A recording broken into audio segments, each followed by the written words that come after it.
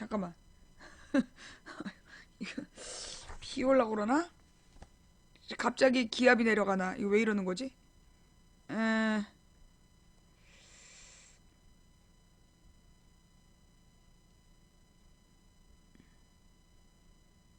가만 있어봐. 아, 허리야. 아, 허리야. 야, 내일 비 오네. 내일 비 와. 진짜 너무 웃긴다. 지금 우리 동네 내일, 오늘 밤부터 비가 오네. 예. 오늘 밤 아니고, 모레. 그러니까 내일 밤 자정부터 비가 오는구나. 진짜. 와. 어. 그러니까 내일 밤 자정부터 비가 온대요. 예. 그러니까 이제 지금, 어, 이게 그러니까 이 허리 아픈 게 그 비 오기 한 36시간, 그러니까 48시간에서 36시간 전부터 조금씩 아프기 시작해.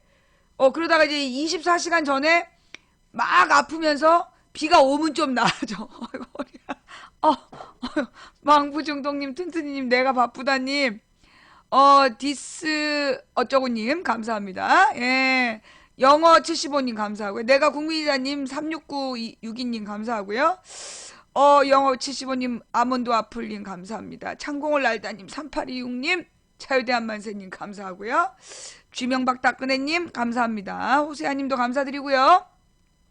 네. 이게 늙어서 이래 늙어서. 단풍 녹두바람님 내가 바쁘다님 감사합니다. 예. 잠깐만. 우리 지금 녹화 아직 안 하고 있죠? 튼튼이님 감사하고요. 양우공주님, 안중근 장군님 감사합니다. 예. 뭐라고? 안중근 장군님, 이모님 감사하고요. 이제 녹화 시작할게요.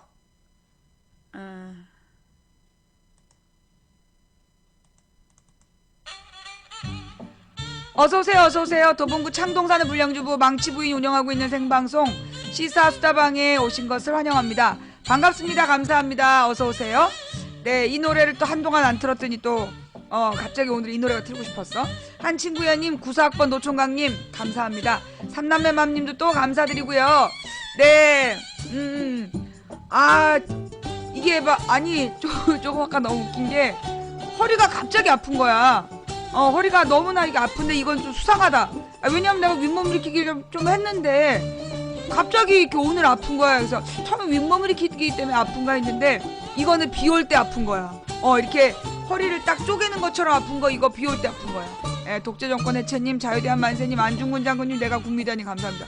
오늘 눈도 좀 부었죠. 오케이. 그래서 지금 딱 날씨를 확인했더니 내일 밤 자정부터 비가 온다네. 예. 내가 이 날씨에 대해서 좀 느끼기 시작한 거는 한 5, 6년 아니야 그게 언제였냐? 2012년이지.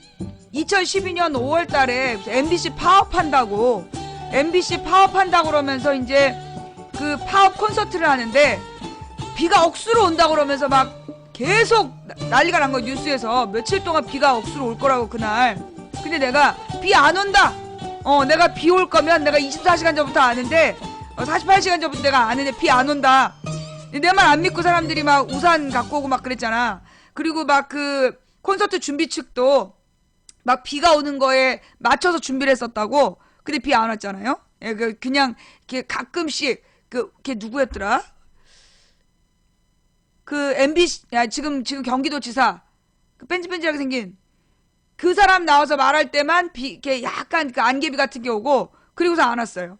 예, 남경필, 구름고개님, 한무님, 미친세상님, 예, 안중근 장군님, 내가 국민이다님, 자유대한 만세님, 독재정권 해체님, 깜장담비님, 양호공제님, 94학번 노총각님, 한친구야님, 감사합니다.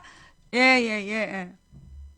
그래서 내가 그때부터 막 사람들이 망치 부리는 거, 우와, 그랬잖아. 야, 이젠, 응? 기상청을 능가하는 막 날씨도 바꿔 막 이러면서 망치 부인을 막 그 당시에 맹신하는 분위기가 만들어졌죠. 예, 깜장담비님, 특별유해님, 누뜨기맘님 감사합니다. 그게 내가 허리를 교통사고로 다쳐서 그래. 특대형 세다님 감사합니다. 왜 그러냐면 내가 그게 언제였어? 하여튼 2001년 가을이었나? 2002년, 2003년, 그때 2002년, 3년경에 내가 이제 운전을 하고 가고 있는데, 그때 이제 나는 이제 직진으로 쭉 달리고 있었어. 근데 좌회전 차선에 있던 아줌마가 갑자기 차를 확 끼어드는 거야. 그냥 나는 달리고 있는데. 그래갖고 그 아줌마의 차가 내 골반 있는 데를 확 쳐버린 거예요. 자동차로. 그래가지고 그 당시에 그 정형외과 가가지고 딱 쟀는데 골반이 뒤틀려가지고 다리 길이가 달라져 있는 거야. 골반이 뒤틀려갖고 다리 길이가 달라져 있더라고. 그 사고를 당한 다음에부터 이제 허리가 아프기 시작을 했지. 그래가지고 이제 특히 비 오는 날, 비 오기 전 기압이 내려갈 때, 이럴 때 너무너무 아픈 거예요. 예. 특별 유유님, 누뚱이맘님, 특대형 세다님, 영어 1223님, 백초롱 짱님, 또 재벌 야옹님, 내가 국민이다님 감사합니다. 골반이 부러진 건 아니고 어긋난 거야. 뒤틀린 거. 그래가지고 그리고 이제 내가 교통사고를 다 당해봤어. 자동차로 당했지. 그 다음에 어느 날은 오토바이에도 친 거야. 내가 길을 건너고 있는데 횡단보도를 건너고 있었어. 파란 등에. 근데 오토바이가 와서 날 친 거야. 그래가지고 그거는 한 25년 전에.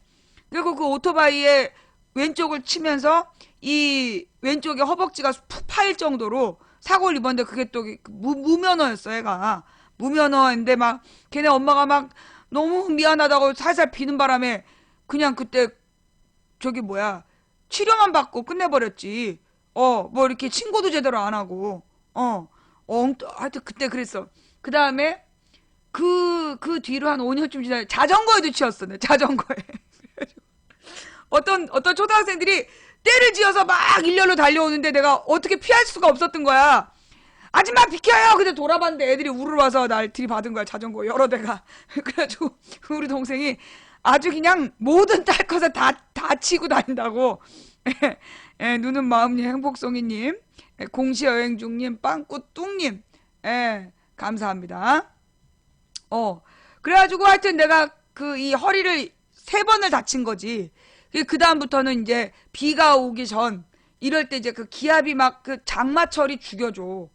그 장마철에는 그냥 특히 그러고 보니까 수분 있잖아요. 한번 그 허리 아픈 사람들 잘 봐봐. 습기가 허리를 되게 아프게 해. 어느 날은 내가 발림님, 살살어린 동생님 감사합니다. 내가 어느 날은 밤에 너무 잘 수가 없어. 그때 우리 남편이 미국에 무슨 연수가 있을 때야. 너무너무 허리가 아픈데 잠을 잘 수가 없는 거야. 근데 너무너무 아파가지고 내가 이게 왜 이럴까? 근데 이제 남편도 없어. 우리 딸은 어렸을 때야. 애기를 깨울 수도 없고 내가 혼자서 막 눈물이 막 나는데 이건 뭔가 문제가 있다 이러면서 이건 기도를 해야 된다 이랬어. 그러면서 기도를 했다. 기도를 이렇게 쭉 하는데 습기하고 문제가 있다. 그래서 보니까 내가 바로 내 침대 옆에다가 빨래를 걸어놓고 잔 거야. 그래갖고 빨랫거리를 치웠어요. 빨랫거리를 치웠더니 그 허리가 막 아픈 증상이 조금 줄어들더라고. 그래서 그게 습도하고 무슨 문제가 있는 것 같아. 습기. 그러니까 습기가 많으면 허리가 많이 아프더라고. 왜 그런지 모르겠어. 애 낳고 몸조리 못해. 하긴 맞아. 그것도 겹쳤어.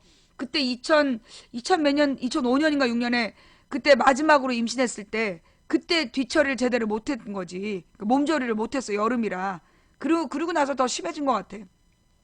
치우천왕 후손님, 푸른꽃 흰나비님 감사합니다. 예. 하여튼 그래가지고 내가 날씨를 알아. 미리 비가 올 것 같으면 허리가 이렇게 딱 그 골반이 있는데 거기가 딱 쪼개질 것처럼 아파. 아파. 자, 여러분 어제 우리가 말이에요. 얼씨구님 감사합니다. 어제 우리가 방송을 딱 끝내자마자 종편에서 자 여기서 절대 어느 방송인지 얘기하지 마세요. 안내 공지가 나갑니다. 앞으로 우리 방송에 절대 종편의 어떤 방송이다, 어떤 프로그램이다 얘기하지 마세요. 뭐 TV조선이다, 채널A다, MBN이다 분명히 얘기하지 마. 그리고 지금 어디에서 망치분 욕해요 이런 얘기 하지 말라고. 왜 그럴까 생각해보니까 우리 시청자 끌어가려는 것 같아. 어제 딱 방송이 끝나자마자 웬 종편이 내 어제 방송을 녹화를 떠가지고 그걸로 방송을 했다더만. 그러면서 막 한숨을 나온다는 둥, 뭐, 그래서 그 진행자들이, 그니까 그 출연자들이 나한테 막 쌍욕을 한 모양이야. 그거 녹화본만 보내주세요, 조용히. 예, 절대 채팅창에 쓰지 마. 그거 내가 볼 때는, 지네 시청률이 안 나오니까, 시청률이 안 나오니까, 저기 뭐야, 망치부인한테 들이대가지고, 우리 망치부인 시청자들 데려가려는 것 같아. 하여간, 그래서, 어느 프로에서 내 얘기가 나온다 채팅창에 절대 쓰지 말고, 그렇게 나올 때는 정확히 그 녹음을 하거나, 가령 휴대폰 같은 걸로, 여러분이 어디 어디 무슨 관공서에 나가 있거나 식당에 있는데, 뭐, 나에 대한 얘기가 나왔다. 그러면, 그 전화기에 음성 메모가 되잖아. 음성 메모를 해버려. 그래서 몇 월 며칠, 무슨 방송이다 해서 그 음성 메모 파일을 텔레그램으로 보내주시면 돼요. 예. 예, 그렇게 해주시고, 아니면 그 뭐라고 얘기 나오는 자막이나 이런 거 있으면, 그거 찍어가지고 텔레그램으로 보내주시면 됩니다. 그럼 제가 고소자료로 쓸게요. 예. 하여간, 그러니까 보통은 이제 관공서나 아니면 무슨 식당 같은 데서 지나가다가 보고 막 전화를 주시는데, 텔레그램으로 막 부정적인 얘기가 나오는 것 같아요. 그럼 고소가 안 돼. 그러니까 정확하게 자막이라든가 그 발언이라든가 그게 증거가 있어야 돼요. 그러니까 몇 월 며칠에 어느 방송에서 그랬다라고 텔레그램으로 보내주시면 제가 나에 대해서 발언한 인간들에 대해서 책임을 묻도록 할게요. 좌우지간. 지금 한 2주 전에 3월 11일에는 종편이 완전히 때로 덤볐잖아. 종편이 때로 덤비고, 그쵸, 동영상 녹화본을 보내주셔도 돼요. 예. 그러더니만 이제 어저께는 한 방송사만 들이댔어. 방송이 딱 끝나자마자. 그러면서 나의 방송을 실시간으로 모니터를 했더만. 실시간으로 모니터를 해가지고 그걸 녹화를 해서 그걸로 그냥 방송 끝나자마자 방송을 한 거야. 야, 이 새끼들. 야, 추천을 하고 보냐? 종편이 실시간으로 막 보면서 막 녹화 뜨고 내 방송 그렇게 무서워? 이 새끼들 진짜. 그러니까 어떻게 내 생방송 끝나자마자 그 방송이 나왔다니까. 이 새끼들. 종편마저도 중독시킨 망치부인입니다. 네, 사실 그런 게 있어요. 망치부인 방송을 한 번도 못 본 사람은 있지만 한 번만 보는 사람은 없다. 이것들이 이제 와서 딱 보고 욕하면서도 빠져드는 거지. 괜히 나한테 좀 들이대는 거 아니야. 관심 받고 싶어갖고. 나한테 관심 받고 싶어갖고 지금 막 들이대는 거 아니야. 근데 지난번에 지들이 때로 댐혔는데 내가 꽃구경 가버렸잖아. 그랬더니만 또 거는 거야 지금. 그래서 이제 우리 방송 시청자들한테 지금 막 종편다 나와요 막 이래가지고 지네 프로그램 홍보하려고. 이게 주로 출연자들도 듣보잡이잖아. 그 듣보잡 출연자들이 그 망치부인 시청자들한테 한번 들이대가지고 한번 떠보려고.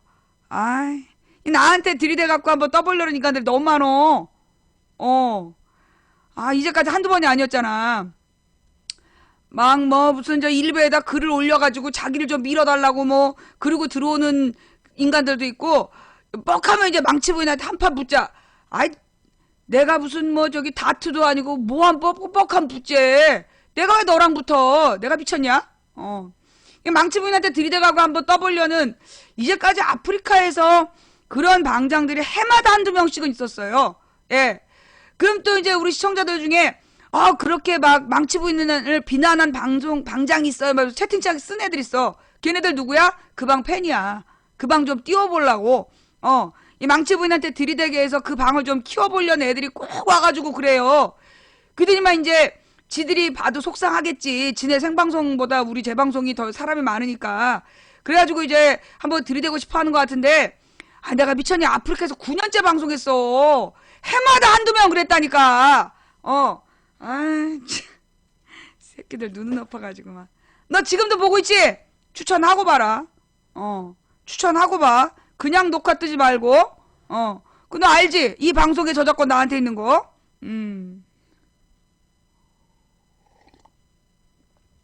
네. 뭐라고? 제 방에 잡음이 많다는 얘기가 뭐지?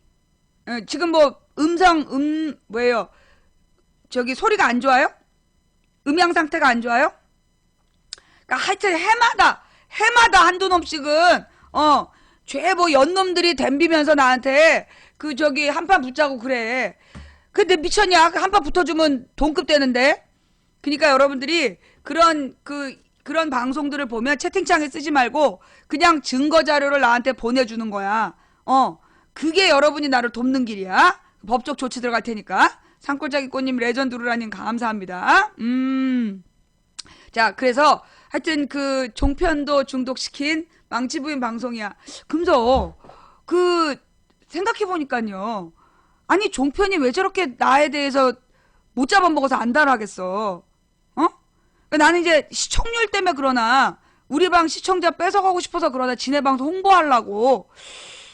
근데 라기보다 그만큼 종편이 나를 계속 다룰 만큼 나의 방송을 실시간으로 보면서 모니터링하고 분석할 만큼 우리 방송의 영향력이 커졌다는 거 아닐까?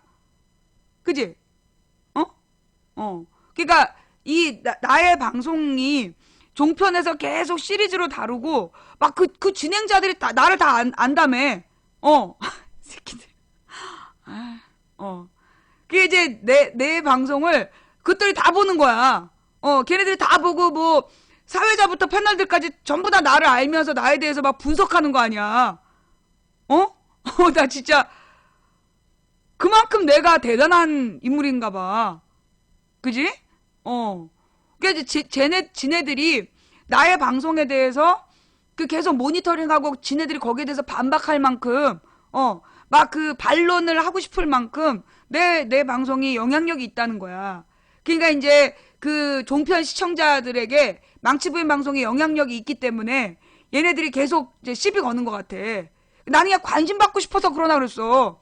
생각해보니까 아니 수천억짜리 종편이 뭐하러 나한테 관심을 받으려고 저럴까. 그래서 생각해보니까 얘네들이 지네들이 무시할 수 없는 만큼 우리 방송에 영향력이 있는 거야. 우리 방송을 보는 사람들이 우리 저기 뭐라 그러냐, 동시 시청자 수 이상이라는 거지. 동시 시청자 수만으로 파악할 수 없는 그만큼 이게 주로 그 영향력 있는 사람들이 이 방송을 보기 때문에 그래서 저것들이 더 열받는 것 같아. 그러니까 우리는 종편을 안 보잖아요. 종편을 우리는 안 보는데 종편을 계속 틀어놓는 식당이나 이런 데가 있잖아. 근데 그런 식당들을 우리 망치부인 방송에서 운동을 제안했잖아요. 그런 채널A TV조선 보는 식당은 이용하지 않는다. 그런 운동을 하자 그랬잖아. 근데 실제로 어떤 사람들이 그 스티커를 만들어갖고 막 붙이고 다니는 거야. 채널A TV조선 보는 식당은 이용하지 않겠다고. 그러면서 이제 식당들에서 채널A TV조선을 많이 안 보게 되는 거지. 그러니까 요즘은 식당들을 가도 YTN 틀어놓거나, KBS 틀어놓거나, 그러는 거야. 그러니까 이제 지네들도 지네들이 볼 때 이제 망치부인 때문에 아마 시청률이 떨어진다고 생각을 했나 보지? 그래서 그렇게 계속 나한테 시비 걸면서 내 방송에 목을 매나 봐.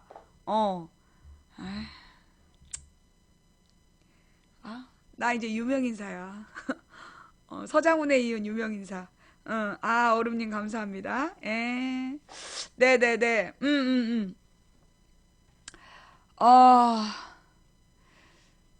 사실 신랑 때문에 듣게 됐는데 시끄럽다고 부부싸움하고 그랬는데 지금은 같이 들어요. 예. 사실 이제 우리 방송이 이제 맨 처음부터 그렇게 알아듣는 건 아니야. 우리 방송 시청자들 중에 한 20%?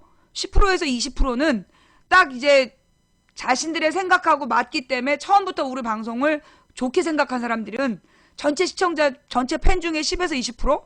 나머지 80% 정도는, 대부분 부정적인 감정으로, 뭐 이렇게 시끄러워, 그래서 조용히 나가버리거나, 아니면 쌍욕하고 나가거나, 망치부인에 대해서 막 안 좋은 얘기를 듣고 왔거나, 이제 그런 사람들인데, 들어와서 듣다 보면, 이게 이제 한 30분에서 3시간 정도 듣고 나면 입장이 바뀌잖아? 아까도 어떤 친구가 막 그러더만, 자기가 그냥 녹방이라서 들어와갖고 욕을 했는데, 들어보니까 다 맞는 말만 한다. 잘못했다. 용서해달라고 계속 쓰더만. 그래요. 음, 음. 어. 그런 사람 많죠. 예. 그러니까 이제 처음에 들어와서 부정적이었는데 여러 번 본 다음에 인식이 망치 부인에 대한 이미지가 바뀌었다. 손. 맨 처음에 들어와서 뭐 이런 여자가 다 있어. 그래서 막 너무 거칠고 막 욕도 하고 막 시끄러워가지고 부정적이었는데 여러 번 보다 보니까 이제 망치 부인 안 보면 괴롭다. 손 많잖아. 그래서 망치 부인 방송에는 단계가 있어. 5단계. 1단계. 어우 시끄러. 내 눈. 왜 네 할머니가 방송에 아줌마가 방송에 그래서 막 쌍욕을 해. 1단계야. 그래서 2단계. 이 여자가 하는 얘기 맞는 말인 것 같아. 그게 이제 2단계야. 그래서 하나씩 찾아보기 시작해. 그러다 3단계. 우리 망치 부인님은 틀릴 일이 없다. 망치 부인이 한 얘기는 다 맞다. 요거 3단계. 그래서 잘 때도 망치 부인 틀어놔야 돼. 그런 사람들이 이제 3단계이고 그러다가 이제 4단계는 계속 망치 부인 얘기를 듣다가 사람들이 이제 속이 상하는 거야. 맨날 망치 부인 저렇게 떠들어봤자 변하지 않는다. 그러면서 떠나가지고 이제 시사에 접고 나는 내 먹고 사는데 최선을 다하겠다. 그러면서 가. 먹고 살아지나? 안 되지?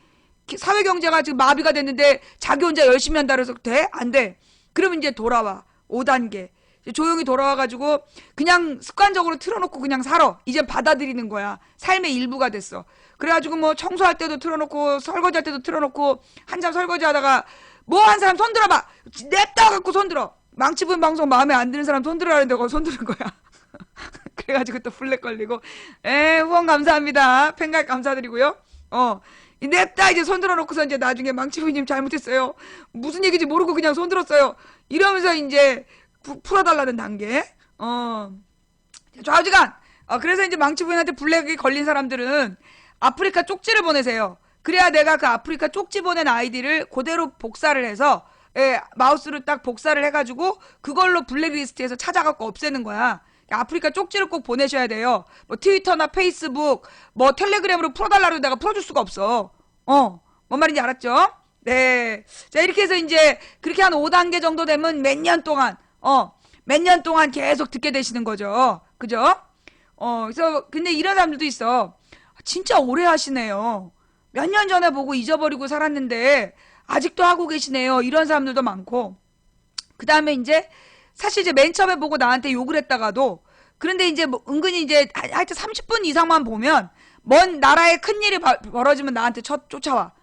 아줌마 이게 무슨 일이에요? 한 30분 이상만 보면 이제 나라에 큰일이 닥치면 망치부인한테 물어보자야. 그러면서 이제 와가지고 얘기를 하죠. 그죠? 그래가지고 이제 세월호 사건 터졌을 때 나 진짜 놀랬잖아. 세월호 사건 터지고 하여튼 그 당시에 YTN을 3천인가 5천이 볼 때였는데 내 방송을 7천 명이 보더라고. 나 진짜 깜짝 놀랐어. 예, 그러니까 나라에 큰일이 발생하면 그러니까 우리 방송의 시청률이 올라간다는 건 나라에 변고가 생겼다는 거야. 그죠? 저도 몇 년 전에 봤다가 정권 교체되면 다시 보게 되는군요. 그러시군요. 예. 하여튼 그러니까 이제 우리 방송에 대해서 많은 사람들이 이제 신뢰하고 많이 보다 보니까 삐졌나봐 종편이 약이 오른가봐. 그러면 너네도 인기를 얻고 싶으면 진실 보도를 해. 공정 보도를 하면 될 것이지. 그렇게 편파 왜곡 허위사실 방송을 하면서 나한테 질투질이야. 내가 인생을 살아오면서 늘 괴로웠던 게 뭐냐면 나한테 라이벌이 안 되는 것들이 콕 날 라이벌로 느껴. 아우 당황스러워. 예.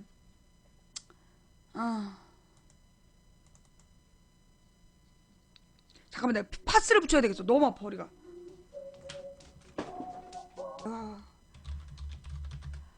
이게 비가 올라니까 그냥 허리가 너무 아프네. 투투님, 승유혜님, 나라라 킹콩님, 치우천왕 후손님, 공감이 소통님 감사드리면서 천안 댕기동자님도 감사드리고 인슈님 감사합니다. 자, 일일이 인사 못 드려도 양해 좀 부탁드릴게요. 예.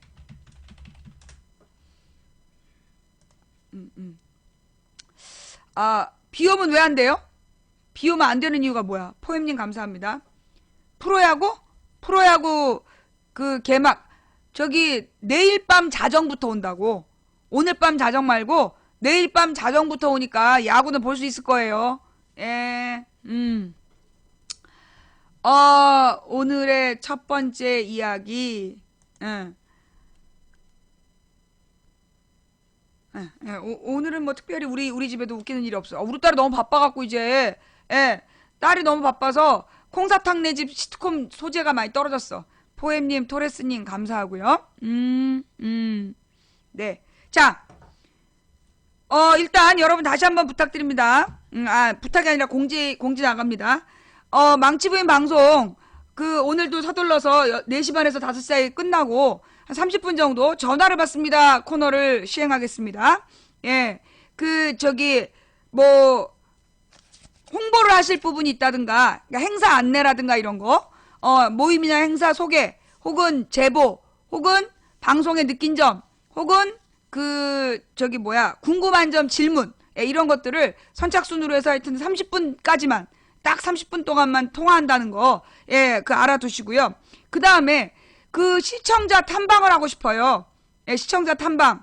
그래서 왜 가령 이제 어렵게 본인이 이제 뭐 특허도 내고 이래가지고 물건을 만들어서 파는데 요즘에 이제 워낙 경기가 어렵고 이 홍보 루트가 없어서 예, 홍보 루트가 없어가지고 잘 안 팔린다. 뭐 이런 것들 아니면 뭐 이렇게 조그맣게 식당 같은 걸 하고 있는데 그 저기 뭐 우리 집은 이게 저기 잘 팔리는 메뉴다. 뭐 이런 거 너무 비싸면 제가 못 사 먹으니까 싼 걸로 예, 뭐 이런 거 혹은 농사 지으시는 분 또는 뭐 고기 잡으시는 분 예, 망치 부인을 초청해 주세요. 예, 그러면 이제 망치 부인이 시청자 탐방을 가서 이게 또 장사가 안 되는데 원인이 있단 말이야. 그런 원인을 한번 이제 진단해보고 같이 살아가는 이야기도 좀 해보고 그러는 시간을 좀 가지려고 그래요. 예, 아니면 뭐 학생도 좋죠. 정말 지방대학 학생인데 고민이 많다.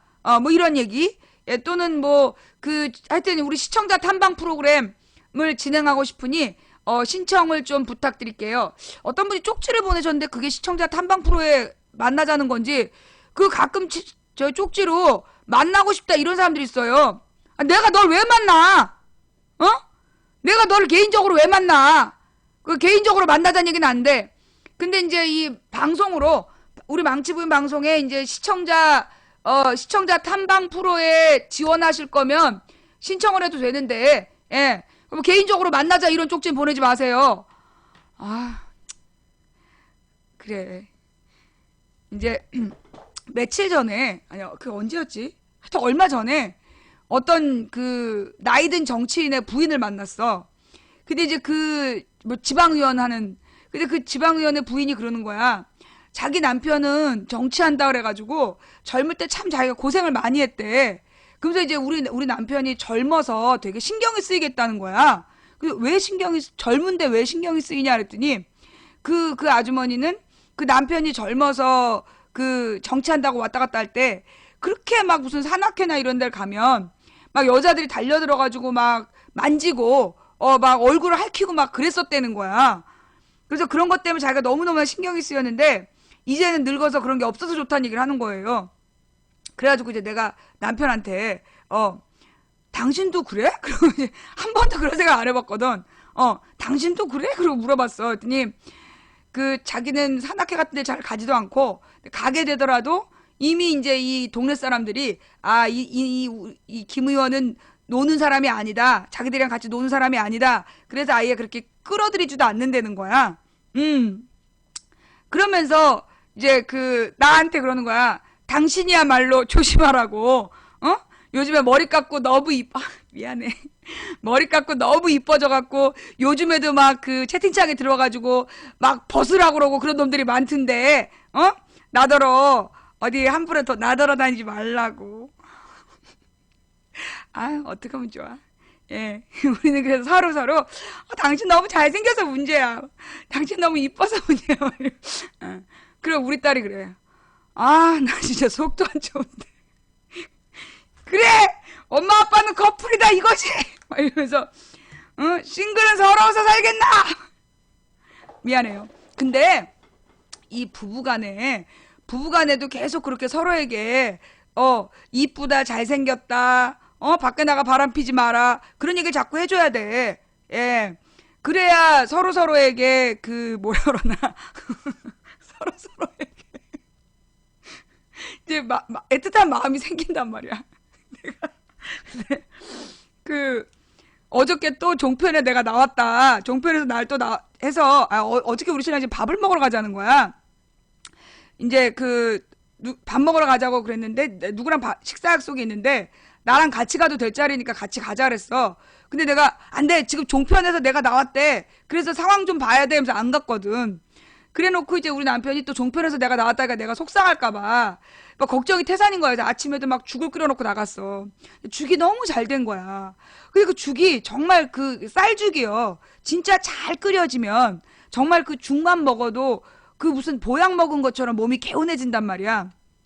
근데 이제 그 죽을 먹고 너무나 이렇게 속이 편안해지고 좋고 감사한 거야. 그래서 이제 남편한테 문자를 보냈지. 여보, 사랑해, 고마워. 이렇게 문자를 보냈어. 우리 신랑이 조금 있다. 무슨 일이야? 왜 문자를 보냈어? 왜? 그랬더니 갑자기 여보, 사랑해, 고마워. 이러니까, 내가 혹시라도 무슨 사고 칠까봐, 막 뛰어내릴까봐 두려웠나봐. 깜짝 놀래가지고 전화를 했더라고. 그러니까 이제는 여보 사랑해 고마워 그러면 걱정하는. 내가 그동안 문자를 많이 안 보냈구나. 예. 그동안 문자를 너무 안 보냈구나. 좀 자주 보내야 되겠다. 그런 생각을 하면서, 예. 아니, 죽이 너무 맛있어가지고 고맙다고 보낸 건데, 혹시 우리 신랑이 내가 막 과격한 생각으로 막 분신을 해버릴 거나 이런 것 때문에 겁이 났나 봐요. 하여튼, 그래서 오늘 아침은 그렇게 보냈다라는 이야기. 자, 시청자 탐방 신청을 받습니다. 예. 콩사탕이 공부하니 부부금실이 더 좋아지신, 뭐 꼭 그렇다기보다, 원래 좋았어, 우린. 예. 우린 원래 좋았어요. 예. 부부금실 얘기는 나중에, 이제 40분이 지났으니까, 이 부부금실을 어떻게 좋게 만드는가? 예. 그 얘기 내가 나중에 비법을 알려드릴게요. 첫 번째 이야기로 들어갈까요? 예. 먼저 첫 번째 이야기. 구제역 백신 얘기할게요. 구제역 백신 이야기. 지난번에 내가 구제역 얘기한 거 기억나요? 이명박 때, 이명박 정부에서 구제역 사건이 대대적으로 발생했다. 그 당시에 실제로 구제역이 걸린 동물은 별로 없었고, 전체 중에 5%도 안 됐고, 대부분 멀쩡한 동물들을 전부 다 살처분을 했다. 그리고 그때 왜 그랬냐 하면, 그거 백신 때문에 그런 거다. 백신 팔아먹으려고 그런다. 내가 그 얘기를 했었잖아요. 그런데 이번에 영국에서 세계적인 연구기관에서 실제로 우리나라에서 판매하는 그 백신이 문제 있는 백신이라는 거 밝혀졌어. 예. 그 물백신이라는 게 밝혀진 거라고. 한마디로 그 바이러스에 대해서, 구제역 바이러스에 영향을 미치는 게 0.3밖에 안 된다는 거야. 0.3 미만. 대부분 0.1이라는 거야. 그러면 0.3 미만이면 치료 효과가 미미하다는 거예요.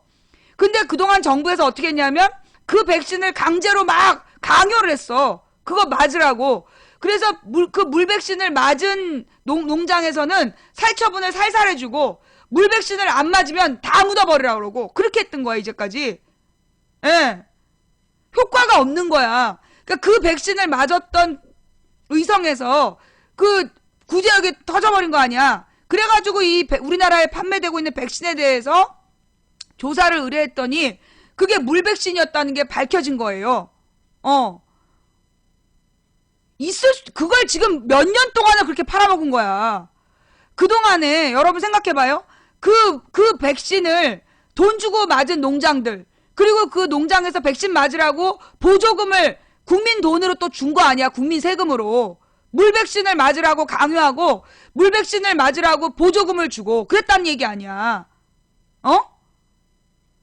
결국 이 백신 회사 돈 벌게 하려고, 예, 백신 회사 돈 벌게 하려고 국가가 나서서 그 짓거리를 한 거야. 이거 정말 용서할 수 없는 일 아니냐고. 그때 그 축산 농가들이요. 얼마나 손해가 컸어. 멀쩡한 짐승들 다 생으로 파묻어 버리고. 에? 아, 진짜 기가 막히죠? 예.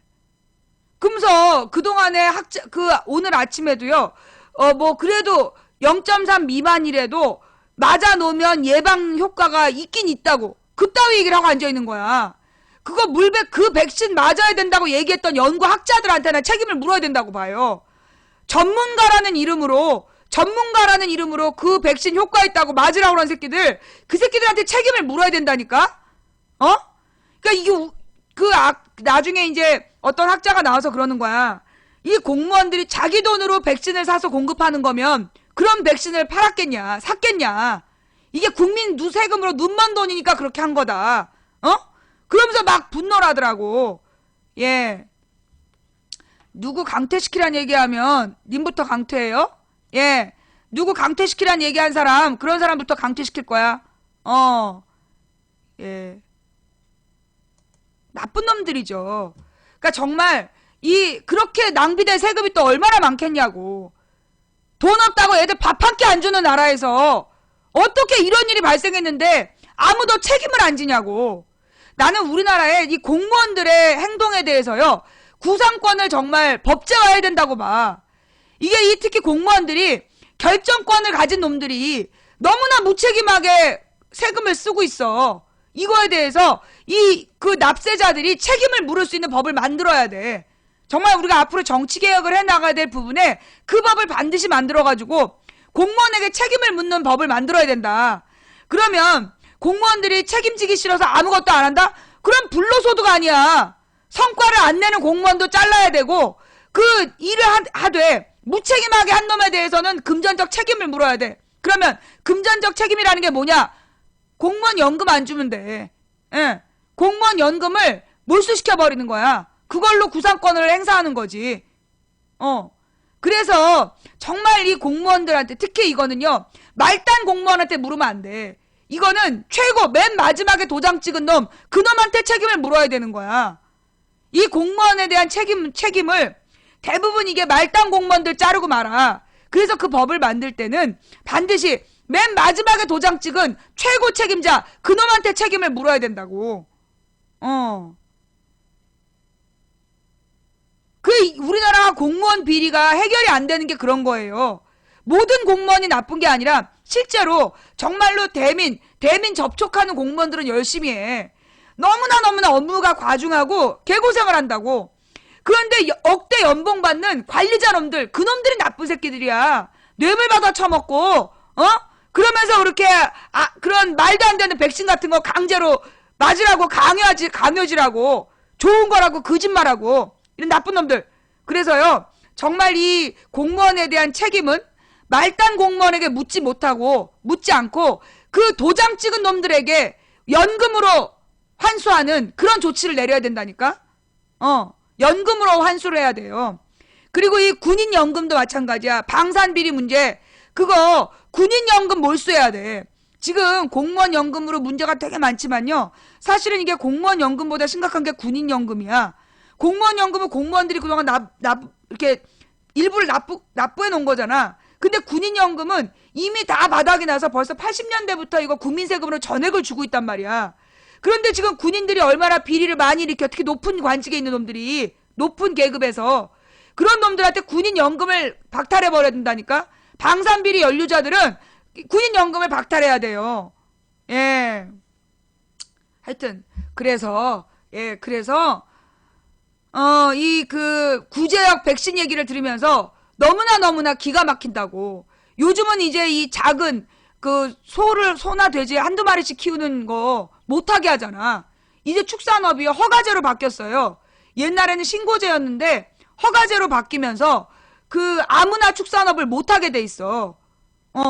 이건 뭐겠어요? 그러니까 지금 우리나라 축산물이 계속 비싸지는 거야. 돼지고기 값이 너무 비싸잖아. 돼지고기 값이 너무 비싸지는 것도 이게 지금 구제역 이후에 우리나라 축산업을 지금 망하게 하는 방향으로 가고 있는 거야.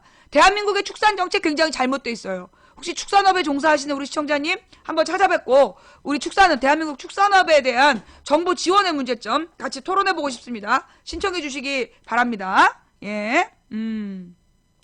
자, 그 다음 뭐? 망치 부인은 보수예요, 진보예요? 이보세요. 님은 보수예요, 진보예요? 보수하고 진보의 뜻이 뭐야? 어? 보수하고 진보의 뜻은 알아? 꼭 와가지고 보수예요, 진보예요 물어봐. 보수하고 진보라고 질문한 인간 지금부터 보수의 기준, 진보의 기준 쫙 써봐. 길게. 끊어 쓰지 말고 한 문단으로 보수는 뭐고 진보는 뭔지 쭉 써봐. 그래서 네가 제대로 보수와 진보의 뜻을 알면 내가 대답해줄게. 꼭 보면 말이에요. 뜻도 모르면서 보수 진보 뜻도 모르면서 와갖고 보수파예요, 진보파예요 그러고 물어봐. 물어보면 새누리당 지지하면 보수파, 새누리당 비판하면 진보파래. 어디 이런 그지 같은 결론이 다 있어. 보수하고 진보의 뜻도 모르면서 계속 물어보는 이유가 뭐냐?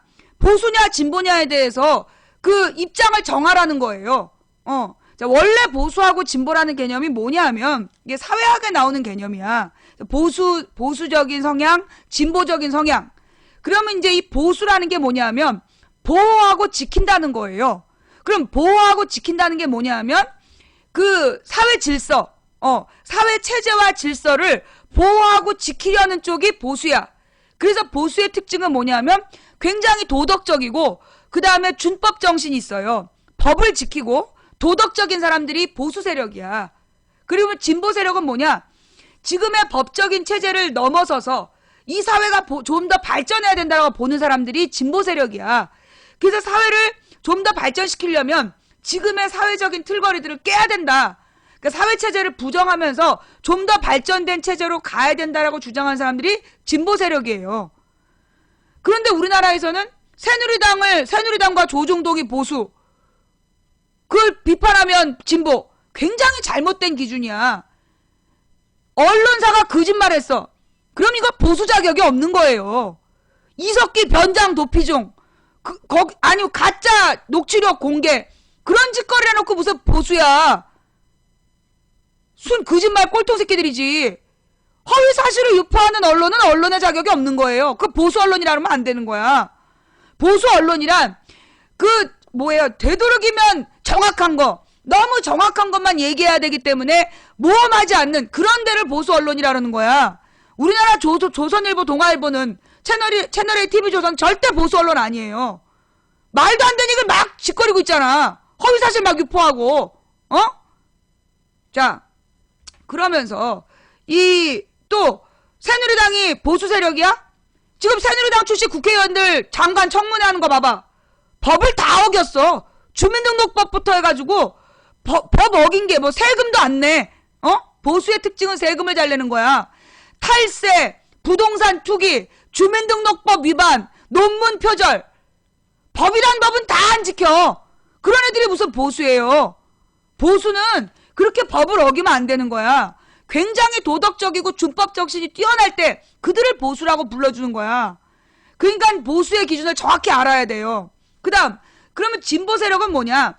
한마디로 우리나라에서 진보 세력 그러는데 진짜 진보 세력이라는 사람들은 결혼제도도 부정하고 종교제도도 부정하고 그런 사람들이 진보야, 원래는. 그래서 뭐라 그래요? 동성애에 대해서 당연시하고 동성애를 지지하고 그리고 자기 하나밖에 없는 아들이 갑자기 여자로 트랜스젠더 수술하고 와도 사랑한다 내 딸아 해줄 수 있는 그런 게 진보야. 근데 사실 우리나라에 지금 민주화 운동하는 사람들 중에 그런 사람이 어딨어? 자기 하나밖에 없는 아들이 정말 트랜스젠더가 돼갖고 어느 날 여자가 돼서 돌아왔을 때 사랑한다 내 딸아 할 수 있는 사람이 몇 명이나 되냐고. 없지. 그러니까 이 보수하고 진보에 대해서는요, 제대로 알지도 못하면서 함부로 얘기하지 말라고. 물론 진보는 다양해요. 진보는 스펙트럼이 다양해. 그래서 일단 지금 잘못된 법을 고쳐야 된다. 이것도 진보라고 할 수 있죠. 거기에서부터 모든 사회체제를 부정하는 무정부주의자 이런 사람들도 진보라고 할 수 있겠지. 그럼 망치 부인은 난 내 하나밖에 없는 딸이 여자랑 연애하겠다. 난 용납 못해요. 내 하나밖에 없는 딸이 결혼도 안 하고 아기를 낳아오겠다. 난 그거 찬성 못해요. 물론 그런 일이 벌어지면 어쩔 수 없이 받아들이겠지만 권장하진 않아요. 예. 나는 망치 부인은 그 동성애를 지지하지 않습니다. 예. 물론 동성애를 지지하지 않는다 그래서 동성애자를 혐오하고 린치를 가해도 된다? 난 그것도 반대해. 동성애자도 인간이기 때문에 차별은 안 하되 그러나 그 동성애라는 행위를 지지하진 않는 사람이야. 그리고 나는 교회 다니는 사람이야. 그리고 가능하면 법을 지키려고 애쓰는 사람이고. 그럼 나는 보수야. 그러면서도 나는 우리 사회에 잘못되어 있는 부분을 고쳐야 된다고 생각해. 그러면 법을 지키는 준법 정신을 가지고 있으면서도 모순은 고쳐야 된다고 생각해. 그게 일반적인 국민 다 그렇지 않아요? 우리 국민들이 대부분이 법을 지키고 90%가 그래. 90%는 준법 정신이 있다고. 법을 지키려고 애써. 사회 제도를 순응해. 그게 옳다라고 생각해. 하지만 잘못된 모순점은 고쳐야 된다라고 생각하는 거야. 그러니까 우리 국민 90%는 그 안에 보수적인 성향과 진보적인 성향을 다 가지고 있는 거예요. 그런데 2013년부터 이 댓글원이 돌아다니면서 보수예요, 진보예요, 좌파예요, 우파예요? 그러면서 계속 어떤 파를 선택하라고 강요하는 거야. 왜 그러는 건데? 그걸 편을 갈라서 싸우게 하려고. 편 가르기를 해서 이간질을 시키려고. 그래서 그 짓거리 하는 거야. 2012년까지는 좌파예요, 우파예요 묻지 않았어. 2013년부터 나타난 거야. 내가 어떻게 알았는 게? 내가 요새 방송 9년 했잖아. 2012년까지는 보수예요, 진보예요 묻지는 않았어. 2013년에 딱 보수냐 진보냐를 묻고 있더라고. 그러면 우파 좌파는 어디서 나온 거냐? 이거 무슨 얘기냐? 우파나 좌파라는 개념은 뭐 어디서 나왔냐면 프랑스 혁명 때 나온 얘기야. 프랑스 혁명을 통해서 처음으로 의회라는 게 프랑스에 만들어져요.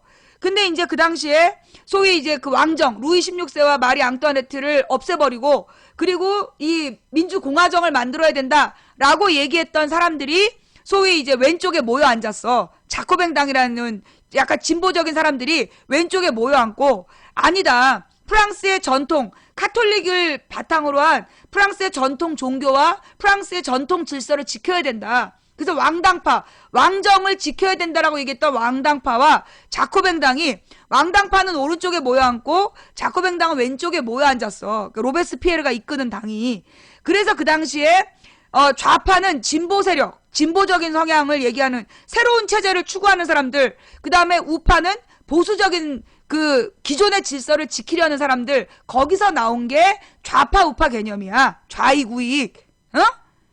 뭔 얘기인지 알겠지? 그 좌파 우파 개념도 모르는 것들이 우파는 새누리당이고 좌파는 민주당이요. 그 개소리라고. 그 좌파 우파가 새누리당 뭐 민주당이요. 그거 개소리야. 말도 안 되는 얘기라고. 민주당이 무슨 좌파야. 내가 볼 때 새누리당은 보수가 아니야. 민주당이 보수정당이에요. 민주당이 보수정당이고 새누리당은 보수정당이 아니야. 그리고 소위 옛날 민노당이 진보정당이었던 거지. 민노당이 진보정당, 그 다음에 민주당이 보수정당이야. 그러니까 그 보수정당, 진보정당에 대한 개념도 지금 잘못 알고 있는 거야, 사람들이. 뭔 말인지 알았지? 그리고 소위 보수정당이라 그러면 자기의 전통 질서를 되게 중시해야 되는 거야. 자신의 역사를 자랑스럽게 생각하고 나라의 독립을 위해 애썼던 민족운동 지도자들을 존경하는 마음이 있어야 돼. 근데 지금 새누리당 당대표 지금 뉴라이트 학자들 불러다가 세미나 했어. 뉴라이트 학자들이 무슨 주장했던 사람인데 김구가 테러리스트다 이런 사람이야. 이승만이 국부다 이러고 앉아있어. 독재정치하다 쫓겨난 이승만이가 나 건국의 아버지라는 동, 그리고 이승만과 싸우면서 민주주의를 지켰던 김구 선생님이 테러리스트라는 동, 그리고 그 강제로 끌려가서 성적인 유린을 당했던 그 이 위안부들이 제 발로 걸어갔다는 동, 그런 개소리 하는 것들 불러다가 그 세미나 하고 있는데 그게 어떻게 보수정당이야. 꼴통 정당이지. 그래서 좌파냐 우파냐 그거 묻는 거 그거 누구예요? 이거 댓글원이야. 왜? 그러니까 이 댓글원이 지금 하고 있는 짓거리가 뭐냐면 여자도 군대 가라! 왜 남자만 군대 가냐! 이러면서 시비 걸어. 걔네들한테 그래서 군대 문제를 개혁해야 된다. 그 남자나 여자나 구분하지 말고 모병제로 가야 된다. 절대 반대래. 모병제는 안 된다는 거야. 그러면서 무조건 군대는 유지를 해야 되는데 왜 남자만 군대 가냐? 그러고 앉아있어. 근데 진짜 내가 볼 때는요. 우리나라 군사 제도에 대해서 손 봐야 돼. 굉장히 잘못돼 있어. 우리나라는 반도 국가야. 반도 국가이기 때문에 사실은 육지보다 어디가 위험해? 바다가 위험한 거야. 실제로 우리나라의 바다 해상 자원, 이 우리나라의 배타적 경제 수역, 그 배타적 경제 수역에 다른 나라들이 와서 경제 활동을 하면 안 된단 말이야. 우리 서해 바다, 지금 중국 배들이 와갖고 무차비 짓밟고 있는데 지켜내고 있지 못하잖아. 이거 왜 그런 거야? 우리나라 해군이나 이 해경이 자기 역할 못하고 있는 거란 말이야. 이거 왜 그런 줄 알아요? 우리나라 군사제도가, 또 얘기가 딴 데 갔어. 일단 잠깐, 누구야? 댓글원들이 주장하고 다니는 게 여자도 군대 가라. 그 얘기를 통해서 남자 여자를 갈라치게 하려 성별 분열. 그 다음에 노인들 다 죽어야 돼. 젊은 애들은 생각이 없어. 그렇게 얘기하는 것도 댓글원이야. 세대별로 이간질, 세대별로 싸우게. 그 다음에 홍어 전라도는 다 죽어야 돼. 대구 통구에 다 죽어야 돼. 그것도 댓글원이야. 그래서 영호남의 이간질. 그래서 성별로 이간질, 세대별로 이간질, 지역별로 이간질, 그리고 보수하고 진보 세력을 이간질시키는 거야. 보수든 진보든 지금은 민주주의를 지키겠다. 거기 한마음이야. 민주주의를 지향하는 사람들이 진보 세력도 있고 보수 세력도 있는 거야. 근데 그들을 갈라치게 하는 거죠. 그래서 분열 이간질 시키려는 게 그들의 목적이야. 거기 넘어가면 안 되는 거야. 앞으로 그렇게 묻는 새끼들을 무조건 강퇴시키세요. 예. 자, 그 다음 이제 군대 문제에 대해서 좀 더 보충하자 보면, 우리가 이제 어저께도 천안함 얘기하고 막 그랬는데, 우리나라 군사 제도가 문제가 많아. 왜? 우리나라 국방의 우리나라 국방비를 사용하고, 그리고 국가에서 정책적으로 고민하는 80%가 육군이야. 80%가 육군에 집중되어 있어. 그러면서 이제 20%를 해군, 공군으로 나눠주고 있단 말이에요. 그게 문제라는 거야. 왜 문제냐? 실제로 육군이 담당하고 있는 부분은 휴전선 부분이잖아. 굉장히 좁은 구역이야. 근데 우리나라의 군사력의 80%를 육군에다 집중하고 있는 거야. 근데 실제로 더 많은 필요는 해군에 있단 말이에요. 그래서 해군 쪽으로 지원을 더 강화해야 되는 거야. 그리고 공군, 이게 미래 전쟁은 이게 얼마나 빠른 기동력이 있냐의 문제잖아. 그래서 우리나라의 군대도 해군 30%, 공군 30%, 그리고 육군 40%이 정도로 하면 되는 거야. 근데 모든 전쟁은 백병전이다. 마지막 전투는 백병전이다 이러면서 그게 언제적 얘기냐고. 조선시대 얘기하고 있는 거야 지금. 그러면서 육군 중심으로 가고 있는 거예요. 그 왜 그러냐? 실제는 모든 전쟁은 육군이 마무리한다. 그래서 그런 거 아니야. 그럼 왜 우리나라는 육군 중심이냐? 별자리 때문에. 육군 장성 별자리를 지키기 위해서 이 대군을 유지하고 있는 거야. 그래서 우리나라 국방 제도가 개혁돼야 된다. 그 김영삼 때부터 나온 얘기예요. 1993년부터 나온 얘기라고. 아직도 안 되고 있는 거야. 그게 문제야. 그래서 지나치게, 그러니까 육군으로 너무나 많은 애들을 데려가 놓으니까 그 애들이 훈련을 하는 이제 훈련소가 한정되어 있는 거야. 유격훈련 같은 걸 해야 되는 훈련소가 한정이 되어 있어가지고 그 훈련소를 돌아가면서 쓰는데, 애들이 그러니까 그 훈련소를 돌아가면서 쓰기 위해서 겨울훈련을 막 봄에 한다든가 이러는 거야. 그리고 그 평상시에 또 애들 군 기간은 또 60만 대군을 유지해야 장군 숫자를 유지하기 때문에 이 애들의 군 복무 기간을 줄여주지도 않는 거야. 군 복무를 그렇게 오래 시키면서 땅만 파라고 시키는 이유가 뭐냐? 실제로 군대 들어가서 훈련하는 시간하고 땅 파는 시간하고 땅 파는 시간이 더 길어. 다른 거 하는 시간이 더 길어. 그 이유가 뭐냐? 애들을 오랫동안 붙들고 있기 위해서야. 그 60만 대군의 숫자를 유지하고 그에 따른 상위 계급을 유지하기 위해서.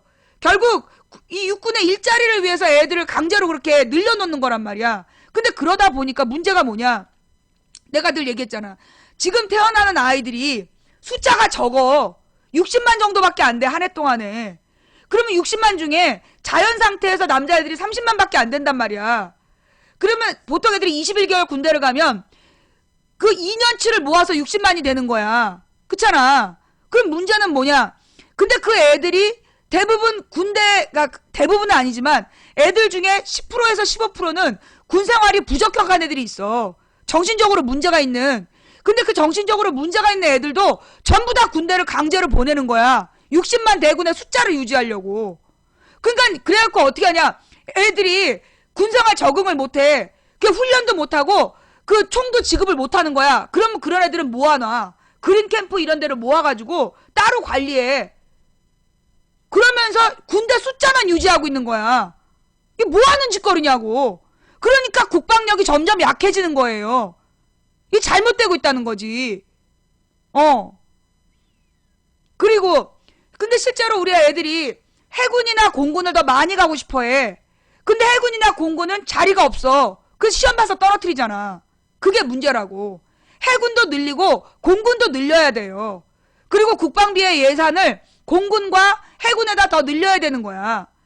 그런데 주로 공군과 해군의 숫자를 늘려야 된다니까 맨 그 무슨 전함 만들기 이런 거 하면서 전함에다가 2억 원짜리 40여 개라고 뻥튀기 해가지고 중간에 헤쳐먹고 그러고 앉아있는 거 아니야. 어이가 없는 거죠. 실제로 우리나라는 해군이 제일 내가 볼 때 우리나라에서는 가장 중요한 게 해군이야. 왜냐하면 바다가 굉장히 넓고 실제로 우리나라 주변에 특히 서해바다, 서해부터 남해바다까지가 우리나라의 해상 이 경제 자원이 많단 말이야.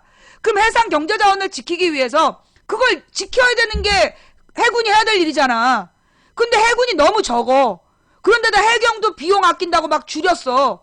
그래서 지금 서해바다는 완전 중국 바다라는 거 아니야. 죄 중국 배들이 와서 고기 잡아가. 우리 한국의 어민들은 고기를 잡을 수가 없다는 거 아니야. 이게 얼마나 심각한 문제예요. 원래 우리나라는 해상왕국이었는데 이게 왜 그런 거야? 박정희 때부터 그랬다. 박정희 때부터. 박정희가 육군 출신이었잖아. 박정희, 전두환 이런 애들이 박정희, 전두환, 노태우 얘네가 해먹은 게 몇 년이야? 박정희 17년, 전두환, 노태우가 둘이서 해먹은 게 13년. 그지? 합치면 어떻게 되는 거야? 30년이야. 30년 동안을 육군 중심으로 국가를 운영한 거예요. 그러다 보니까 지금 나라가 실제로 국방력이 약해진 거지. 그게 국방개혁을 해야 된다고. 그러니까 육군의 숫자는 40%로 줄이고, 그리고 해군 30%, 공군 30%로 늘리고, 그리고 어떻게 해야 되냐. 숫자로 하는 싸움이 아니라는 거죠. 지금 싸움은 숫자로 하는 싸움이 아니라는 거야. 지금은, 그러니까 그걸 어떻게 해야 되느냐. 모병제를 하는 게 좋다. 실제로 지금 군대에서 어떤 일이 있냐면 제대하려는 애들한테 지금 너 제대해서 할 일 없지? 그러면 군복무를 연장해. 그래서 지금 군복무를 연장시키고 있어요. 그런 제도 있는 거 알아요? 그 병장 중에 그냥 이렇게 하사관이 되는 건 아니야. 하사관이 되는 건 아닌데 병장의 신분을 가지고 계속 군대에 머무는 그 전문하사 제도라고 그러는구나. 예. 즉 그런 제도를 지금 쓰고 있는 거야. 그것도 군인 유지하려고 그러는 거야. 말뚝은 아니고 연장을 시키는 거야. 뭐 몇 년까지. 1년에서 6개월에서 2년까지가 뭐 기간이 있더라고요. 그거 일종의 모병제지 뭐야. 그게 모병제야. 군대에서 애들 끝나고 난 다음에 원하는 애들을 유지시키는 거. 그거 일종의 모병제예요. 안 그래? 의무병이 아니라고 걔네들이. 의무가 아니라 지네들이 희망해서 가는 거잖아. 그런 애들이 꽤 많다는 거야 지금. 왜냐하면 청년 취업이 안 되니까. 그래서 그렇게 전문 애들이 제대를 하고도 안 나가는 애들은 월급을 받아. 그래가지고 자기 등록금 모아갖고 나가겠다. 그래서 6개월 정도를 유지해서 연장해서 나간 애들이 있다는 거예요. 좌우지간. 그렇게 우리나라가 실제로 지금 아이들이 제대로 60만 대군을 유지할 만큼 태어나고 있지 않은데 남자에게만 의무병 제도를 두는 거 나는 이거 문제 있다고 봐. 그리고 실제로요. 난 여자들도 군대를 원하면 사병으로 들어갈 수 있어야 된다라고 봐. 그러니까 지금은 여자 사병도 들어갔는지 모르겠지만 내가 이제 고등학교를 졸업하고 군대를 가고 싶었어. 나는 이렇게 좀 각 잡는 거 좋아하고 내가 규칙을 되게 좋아하는 사람이라 내가 그때 적성 검사에 내가 하면 좋은 분야가 건축 설계 분야, 그 다음에 군인, 건축 설계, 군인, 그 다음에 경찰, 이런 게 내 적성에 나왔어. 그런 거랑 또 뭐 작가도 나오고 작가, 기자 되게 다양하게 나는 이제 적성이 되게 다양한 사람인 거지. 그 정반대의 일이 나온 거지. 작가, 기자는 되게 막 그 정신적인 걸 하는 데인데 뭐 이렇게 또 건축 설계를 하는 것도 잘할 수 있다. 수학을 못해서 못 갔고. 그리고 이제 군인 경찰 쪽도 내가 높게 나왔어 되게. 내가 그래서 이제 군인을 가고 싶어가지고 군대를 가겠다고 내가 막 눈을 초롱초롱해서 달려갔는데 담임 선생님이 안 된다는 거야. 왜 안 되냐고. 근데 말을 못해. 그 계속 쫓아가고 몇 시간 동안 얘기를 했더니 그게 여군에 입대하려면 55kg 미만이어야 돼. 너 72kg잖아. 뚱뚱해갖고 못 갔어요 내가. 내가 그때 분노했잖아. 내가 그때부터 여성차별 반대 운동을 한 거야. 72kg 남자는 군대 가는데 72kg 여자가 군대 못 가는 이유가 뭐냐? 어? 아니 전쟁을 하려면 건강해야 되고 튼튼하고 건강한 내가 조국을 위해 군대를 가겠다는데 왜 못 가게 하냐? 그래가지고 이제 그때 막 분노했잖아. 근데 그때부터 여성운동을 하게 된 거야. 좌우지간. 그러니까 여군을, 대한민국에서 여군을 그렇게 우습게 하는 거. 이번에 굉장히 심각한 문제들이 발생했잖아. 군 장성들이 여군을 데려다가 술 접대시키고, 노래방 같은 데 갖고 도우미 역할 시키고 막 그랬잖아. 접대부처럼 그 하는 짓거리 지금 막 드러나고 있잖아요. 이게 한동안에 김영삼부터 김영삼부터 노무현 대통령까지 한 20년 동안은 그런 짓을 못했어. 한 15년 정도는 군대에서 뭐 여군한테 그런 짓을 할 수가 없는 분위기였다고. 민주정부였기 때문에 김영삼, 김대중, 노무현 15년 동안은 군대에서 여군한테 그런 짓거리 하면 난리나는 분위기였어. 그런데 이게 이명박 때부터 군기가 흐트러지기 시작하더니 제일 극심하게 요즘에 아주 극심한 문제가 생기는 거야. 그래서 새누리당 국회의원이 그랬잖아. 국회에서 여군 하사관더러, 여군 부사관더러 아가씨 그런 거 아니야. 아가씨. 그래가지고 아가씨가 아니라 하사 누굽니다, 뭐 중사 누굽니다 이렇게 싸웠던 적도 있었잖아요. 그러니까 그래서 이게 뭐냐 하면 지금 이제 여군을 바라보는 태도가 과거에 박정희 전두환 시대로 돌아간 거야. 박정희 전두환 시대에 여군을 진짜 함부로 다뤘거든. 그리고 미모로 뽑고 지랄했었어. 지금 또 그때로 돌아간 거야. 그래서 지금 여군들이 막 열받아가지고, 하사 아가씨 그랬던가? 예. 그래서 지금 문제가, 그러니까 군기가 흐트러지는 거야. 이명박 박근혜 정부 들어서서 군기가 너무 흐트러지고 있어. 이거 왜 그러는 거야? 이게 미필 이명박, 그 다음에 미필 박근혜가 그 집권을 하면서도 그 나라 운영을 어떤 방식으로 해? 독재적으로 하고 있어. 그러면 독재 정권의 특징이 뭐냐 하면요. 왜 독재 정부가 되면 공무원들이 썩어나가고 그리고 그 공무원 비리가 많아지느냐. 이게 독재 정부는 기본적으로 한 년놈 마음에만 들면 되는 거야. 한 놈의 마음에만 들면 되기 때문에 그놈의 마음에 들기 위해서 사바사바 아부하는 새끼들이 성공을 해요. 그러니까 아부만 잘하면 그 자기 업무를 잘하느냐 못하느냐는 상관이 없는 거야. 그게 독재 정치의 문제점이에요. 그래서 소위 이 독재 정치의 공무원들의 특징이 뭐냐면 공은 부풀리고 관은 숨겨. 공은 부풀리고 관은 숨기고 은폐시키고. 그러니까 그 세월호 사건 때 딱 그게 터진 거야. 생존자 숫자 부풀리고 실종자 숫자도 제대로 뭐 줄이고 막 전원 구조했다고 오버냈던 이유가 그 독재 정부의 특징인 거야. 그 대빵의 심기에만 신경 쓰는 거. 국민의 생명과 안전에 관심 없이 대빵의 심기에만 관심을 두기 때문에 무조건 지들의 공은 부풀리고 관은 은폐시키려다 보니까 전원구조라는 개소리가 나갔던 거예요. 그게 특징이야. 좌우지간 지금 군대, 그다음 경찰이 지난번에 시민 폭행한 사건 있었잖아. 이번 주에. 그 도둑인 줄 알고 머리를 짓밟아갖고 체포했는데 알고 보니까 아니었던 거. 그리고 촬영했다고 전기총 쏘고 항의했다고 수갑 채우고 막 그랬잖아. 옛날에 그랬어요.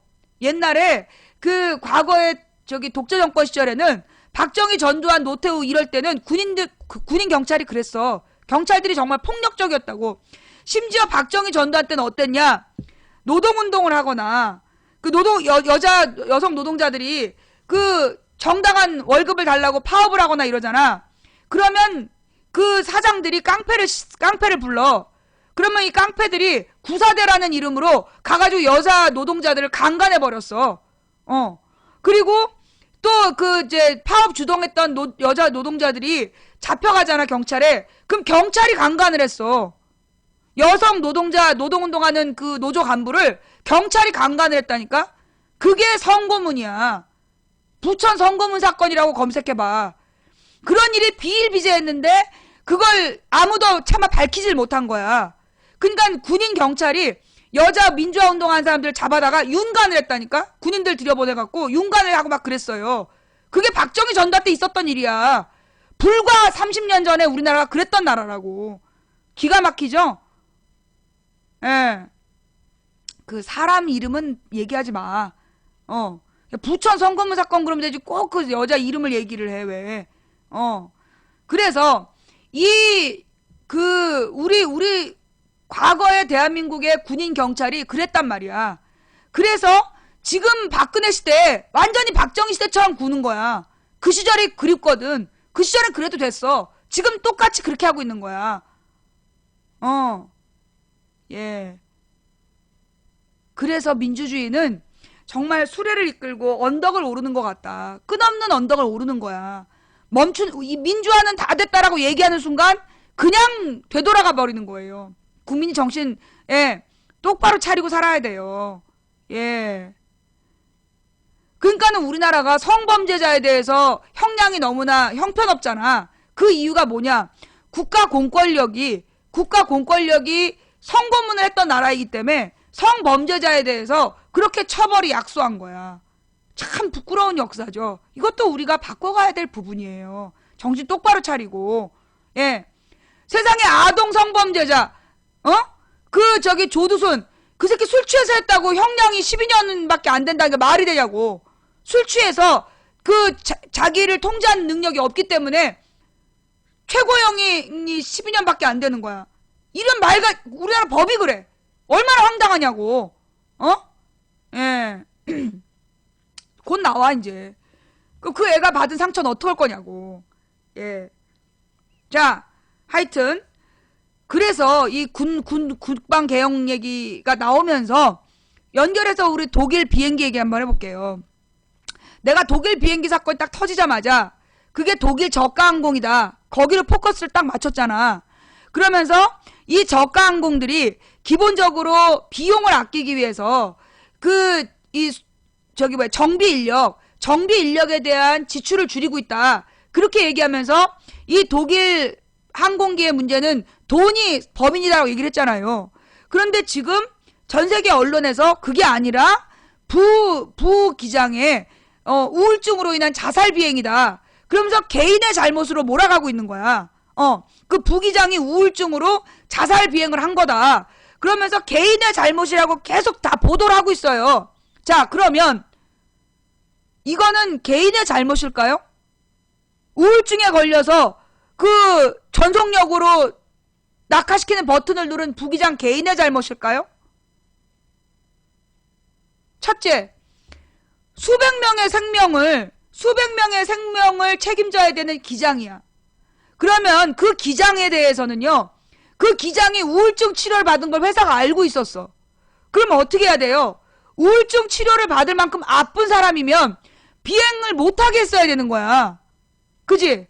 비행을 못하게 했어야 됐는데 그 우울증을 앓고 있는 사람한테 비행을 시킨 거야. 왜? 이게 루프트한자라는 회사에서 고급 비행기하고 저가 비행기를 둘 다 운영을 하면서 고급 비행기의 승무원들이 파업 중이래.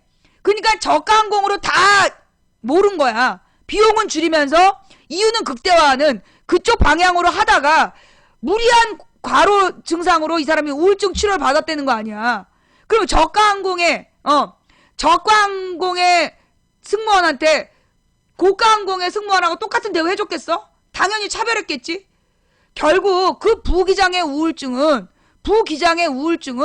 결국 회사의 문제이고 돈의 문제야. 그런데 지금 막 미디어들이 이거는 뭐의 문제다. 그 개인의 우울증 문제다. 개인의 잘못이다. 개인 부기장의 자살 비행이다. 이렇게 몰아가요. 그거는 개인 우울증 걸린 사람의 개인 잘못이 아니야. 우울증 걸린 사람한테 수백 명의 목숨을 맡기면 어떡하냐고. 이런 사고는 또 생길 수 있다는 얘기예요. 내가 옛날에 듣기로는 옛날에 80년대에는요, 80년대, 90년대에는 기장의 상태가 안 좋으면 비행기 못 타겠던 걸로 알아. 옛날에는 그러지 않았어요? 진짜 이 기장의 심리 상태가 안 좋고 그러면 비행기 못 타겠어.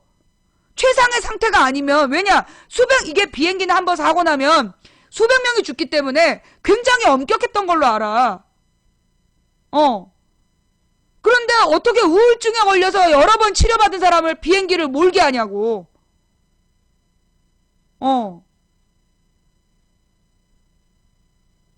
그래서 이 독일 비행기 추락사고를 우울증 걸린 부기장의 자살 비행이다, 그렇게 포커스를 맞추면 안 돼요.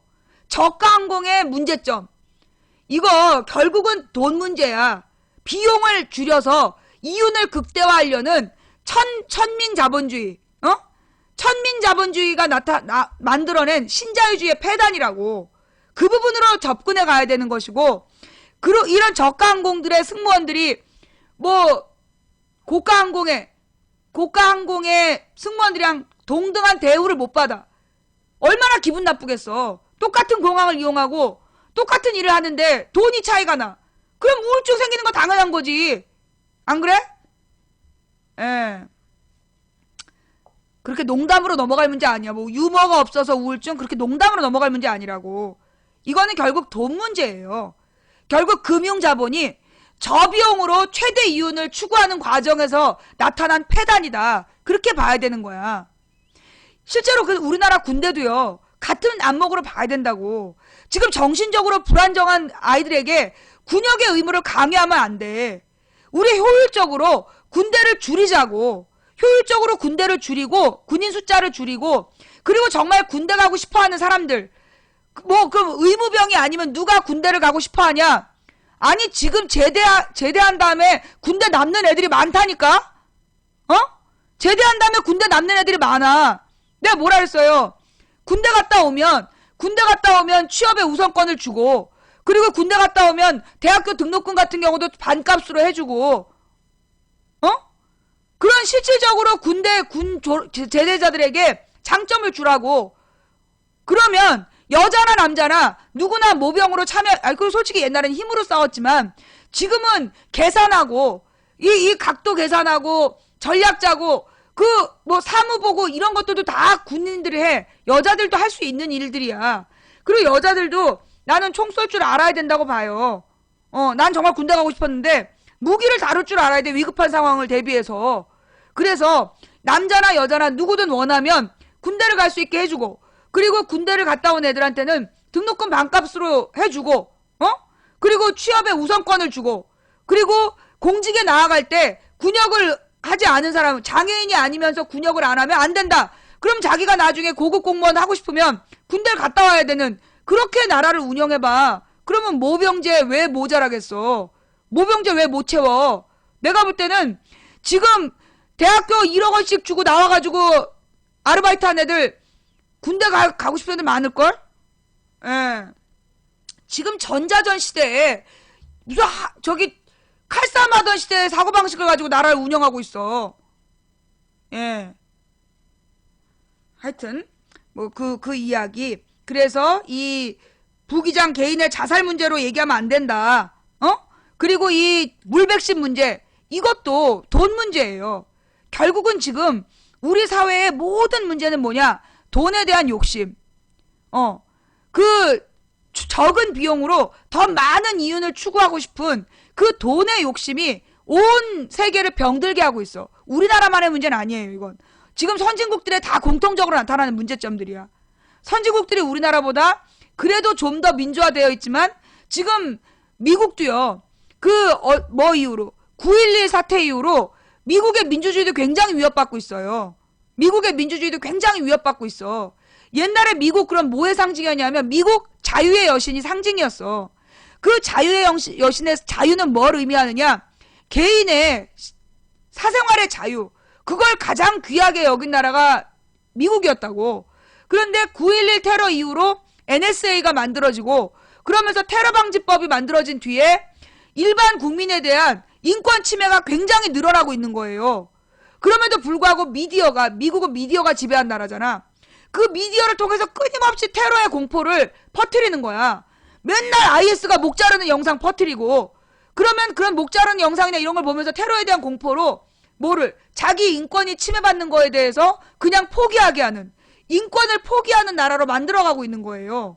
그게 미국만 그런 게 아니라 지금 뭐 왜 그 IS란 이름으로 프랑스에다 불지르고 지랄했겠어.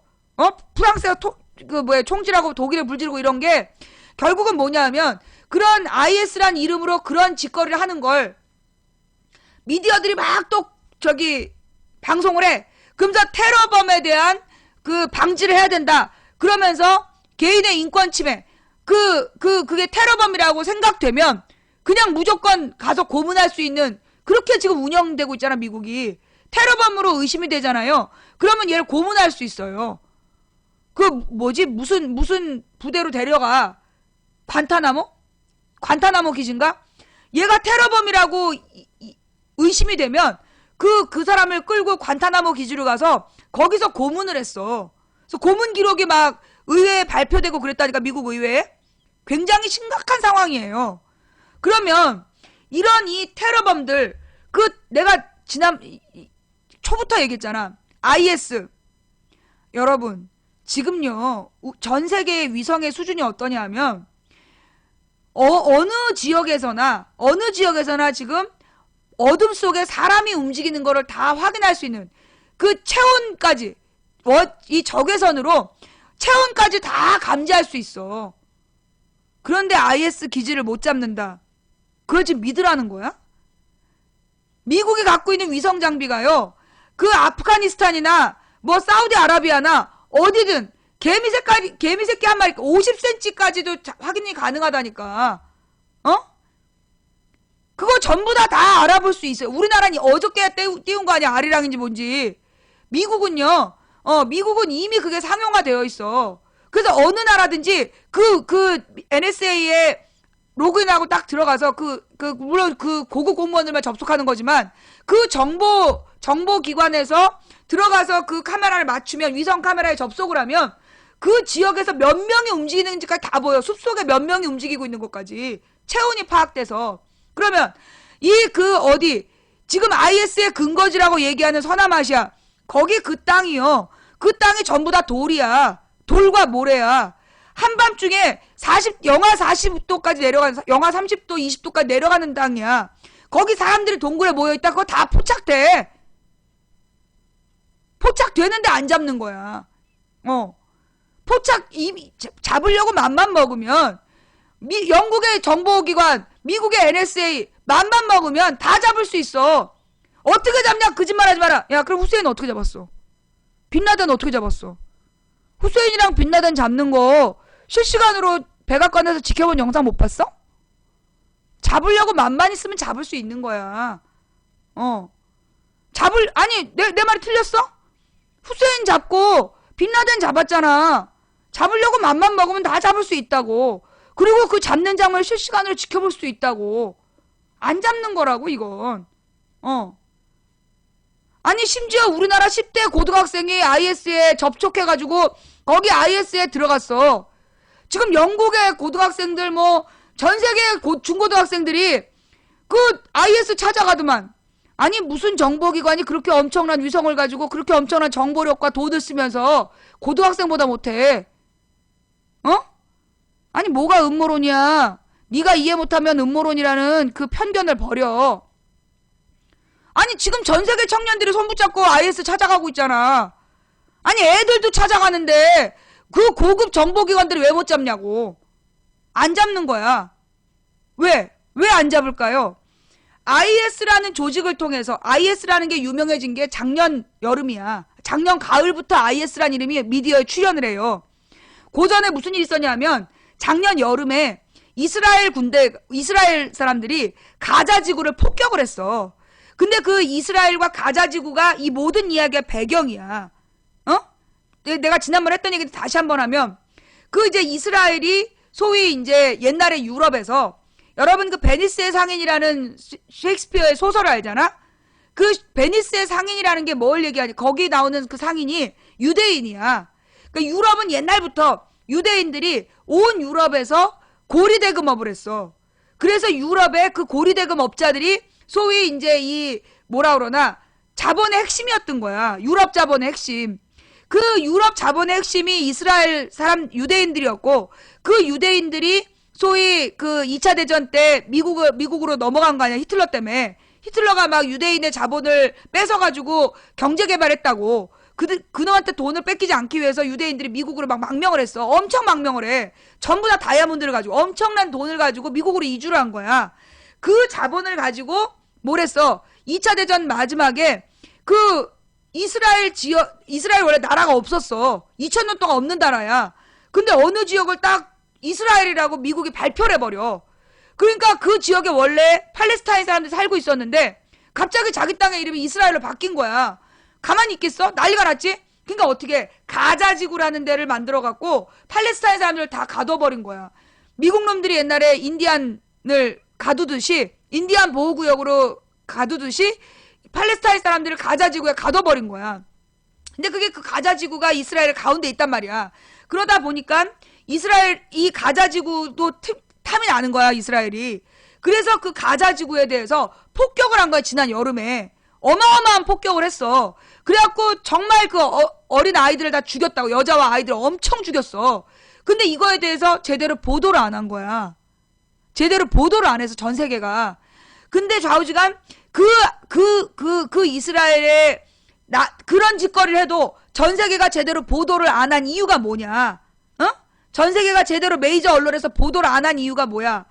전 세계의 미디어, 소위 우리나라도 주요 미디어들은 대주주가 그쪽 그 이스라엘 쪽 자본하고 연관된 주주들이 갖고 있다는 거지.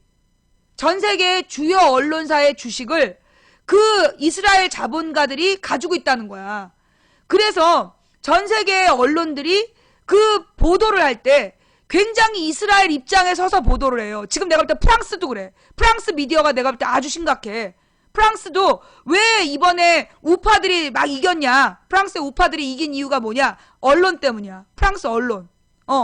그래서 이 프랑스 언론에서, 그러니까 모든 이 주요 나라의 주요 미디어들을 이 이스라엘 자본들이 잡고 그들이 계속 만들어내는 게 뭐냐?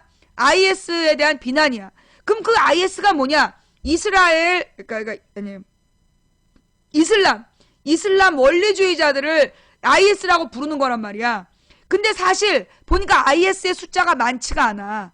옛날에는 이들을 뭐라고 불렀어요? 빈라덴이 이끌 때는 탈레반이라고 불렀던. 그러니까 이게 이름이 계속 바뀌었던 거야.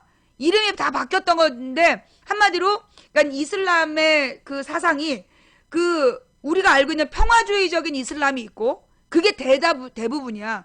평화주의적인 이슬람이 있고 그 다음에 그 맨 처음에 마호메트의 자손들 중에 암살당한 그 무슨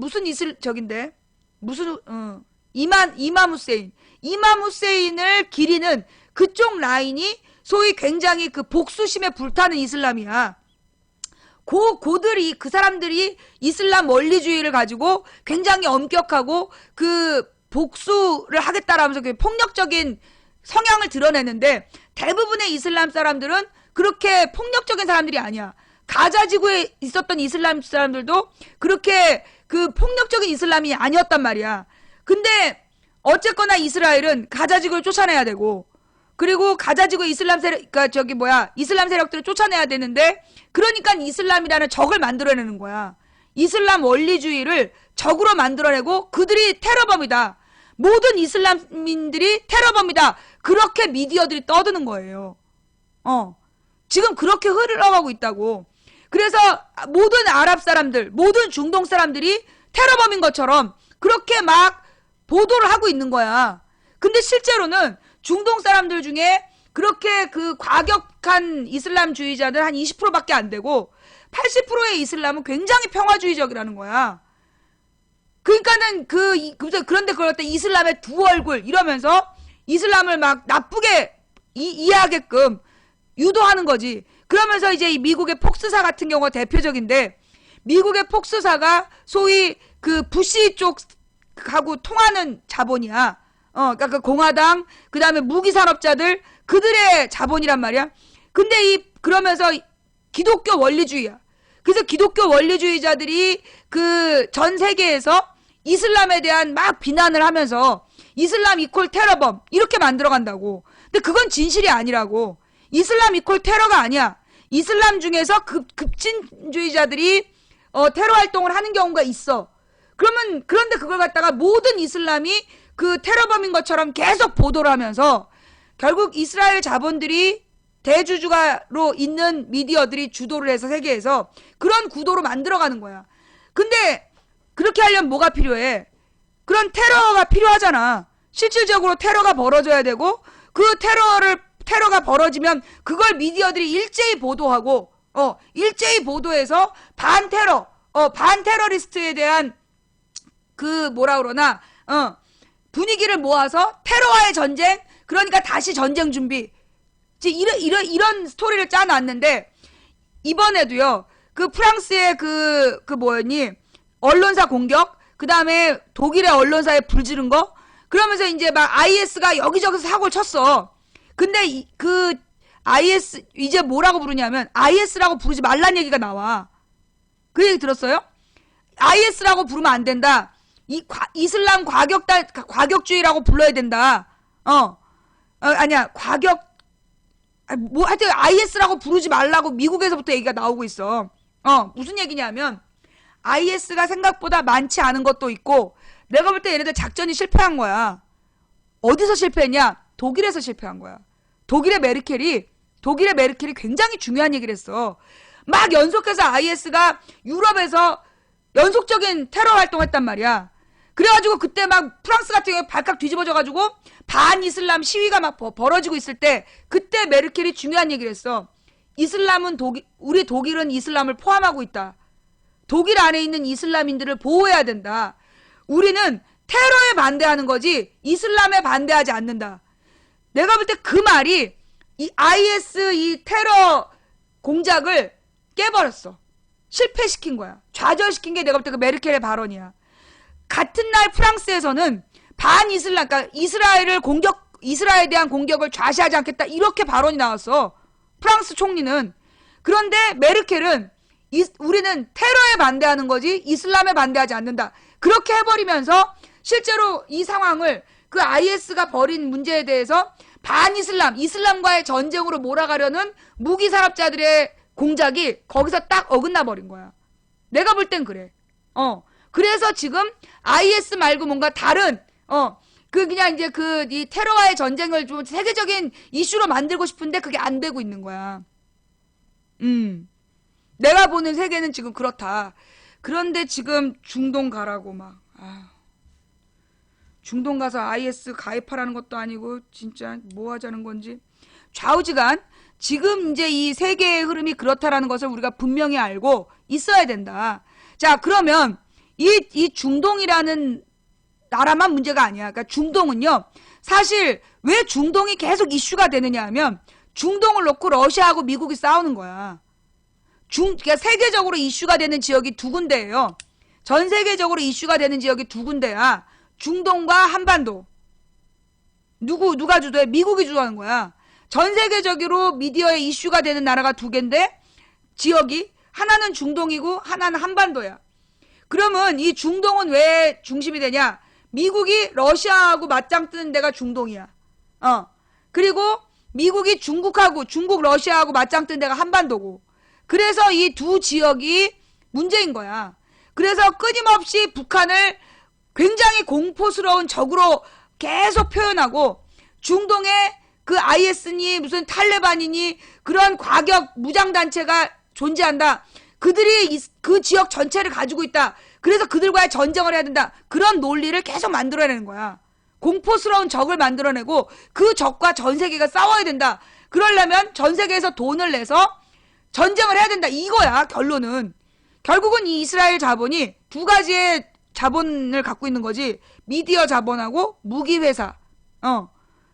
1, 2차 세계대전에서 미국이 돈을 벌 때, 그러니까 미국에서 무기 장사를 해갖고 돈을 벌었다. 미국이 세계 제1의 부자가 됐던 게 1, 2차 대전에 무기 팔아서 부자가 돼. 그게 이스라엘 자본이야.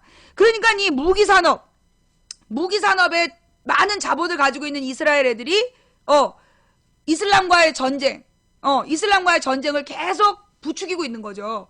적이 많아야 동참하는 나라들이 많아지고 그래야 전 세계에 무기를 많이 팔아먹으니까 그런 놈들의 주장을 한다는 거야. 어이 또 뭐 종편 오늘 내 방송에 대해서 또 근거 없는 음모론이다. 뭐 한번 얘기해 보시지. 그러면 나는 오바마가 후세인 잡던 그 영상을 내 근거로 제시하겠어. 예. 잡으려면 잡을 수 있는데 안 잡고 있는 거다. 왜? IS라는 공포의 대상이 끊임없이 테러 위협을 가한다라는 국제 여론을 만들고 그래서 이 이슬람과의 반이슬람과의 그러니까 반이슬람 전쟁을 해야 된다라는 그런 작전을 피고 있는 거야. 우리가 거기에 넘어가면 안 된다고. 이 독일의 비행기 추락 사고도 개인의 잘못으로 몰아가지 마라. 우울증 걸린 비행사가 비행기를 타면 안 되는 거야. 근데 그럼에도 불구하고 쉬지 못하고 경무에 시달리게 했던 돈 때문이다. 분명히 해야 돼 우리가. 생산하지 않으면서 돈 놓고 돈 먹는 금융자본들 그들이 지금 세계를 병들게 하고 있다. 우리는 분명히 그 부분을 알고 있어야 된다. 그러면서요. 이번에 우리나라가 지금 이제 우리나라가 중국의 AIIB 중국이 주도하는 아시아 인프라 투자은행 예. 너무 이상주의래. 이상주의의 뜻은 알아? 이상주의가 무슨 뜻인지 알아요? 너무 이상주의래. 내가 지금 내 이 설명을 듣고 이상주의라고 얘기하는 거야? 이상주의라는 말은 어떤 굉장히 합리적 뭐라 그러나 가장 이상적인 굉장히 좋은 모델이 되는 어떤 나라를 그러니까 어떤 그 사회상을 가지고 그 모델이 되는 사회상을 위해서 같이 노력해야 된다라고 얘기할 때 그걸 이상주의라고 하는 거야. 지금 내가 설명한 그 이스라엘 자본의 무기 자본 이런 얘기는 이상주의라고 얘기하면 안 되는 거지. 그게 무슨 긍정적인 우리가 나아갈 방향을 얘기한 게 아니잖아. 비판한 거지. 예. 모를 수도 있지. 그러니까 이제 저 사람은 아마도 그 이상주의라는 것을 현실적인 그 인식이 좀 부족하다라는 얘기를 하고 싶어서 그렇게 한 것 같은데 굉장히 현실적인 얘기예요. 예. 그런데 이런 얘기를 하면 꼭 나오는 얘기가 뭐냐면 그거 뭐지? 프리메이슨. 프리메이슨 얘기가 나와. 이 프리메이슨 이야기가 어디서 처음 시작됐냐면 미국에서 시작됐어요. 미국에서 1990년대에 프리메이슨이라는 이야기가 나오기 시작했어. 그 프리메이슨이라는 얘기가 왜 나왔냐면 내가 이제 옛날에 1980년대 여러분 아들과 딸들이라는 시트콤이 있었어요. 그거 아세요? 내가 중고등학교 다닐 때였는데 아들과 딸들이라는 시트콤이 있었어. 근데 아들과 딸들이라는 그 시트콤에 거기 낸신가라는 여자가 나와. 딸. 굉장히 예쁜 딸인데 좀 생각이 없는 문외의 예쁜 미녀 딸이 나왔어. 근데 그 딸이 그 아들과 딸들 말고 그건 아들과 딸이야. 최수종 김희애는 아들과 딸. 내가 얘기하는 건 그 아들과 딸들. 그래서 그 집안 성이 브렉퍼스트인가 그랬던 것 같은데? 미국 드라마가 있었어. 브렉 머시기. 브렉 머시기라는 그 무슨 이제 미국 시트콤 그러니까 무슨 어쩌고 저쩌고 가문의 이야기야. 거기에 이제 생각이 없는 여자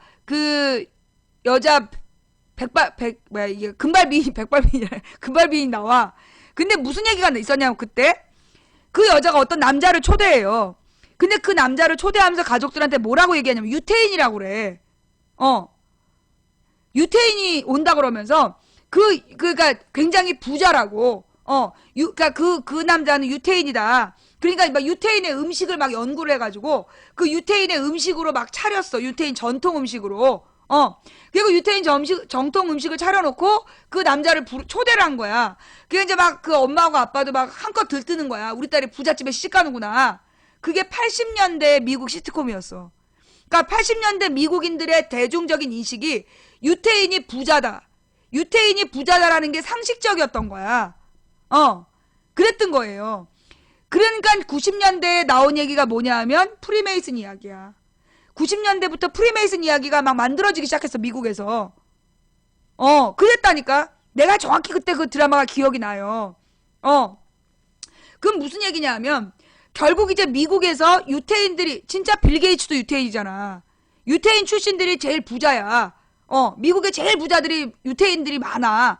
유태인이 다 부자는 아니지만 미국의 대자본은 대부분 유태인과 관계되어 있고 미국의 대기업들, 그러니까 전 세계 글로벌 기업들의 대부분 대주주가 유태인이라는 거지. 그런 거예요. 근데 이제 그러다 보니까 프리메이슨 얘기가 90년대에 만들어져. 그러면 이 프리메이슨 얘기는 뭘 얘기를 하는 거냐? 프리메이슨이라는 얘기의 기원이 뭐냐면 예수가 애를 낳았다. 거기서부터 얘기가 시작되는 거야. 그래서 난 이걸 유태인이 만들었다고 생각해요. 프리메이슨 이야기를 나는 유태인이 만들었다고 얘기하는 이유가 뭐냐면 유태인은 예수를 메시아로 보지 않아. 진짜 그 얘기도 내가 진짜 다빈치 코드라는 소설에 보면 얘기가 잘 설명되어 있는데 예수가 막달라 마리아랑 애를 낳았다.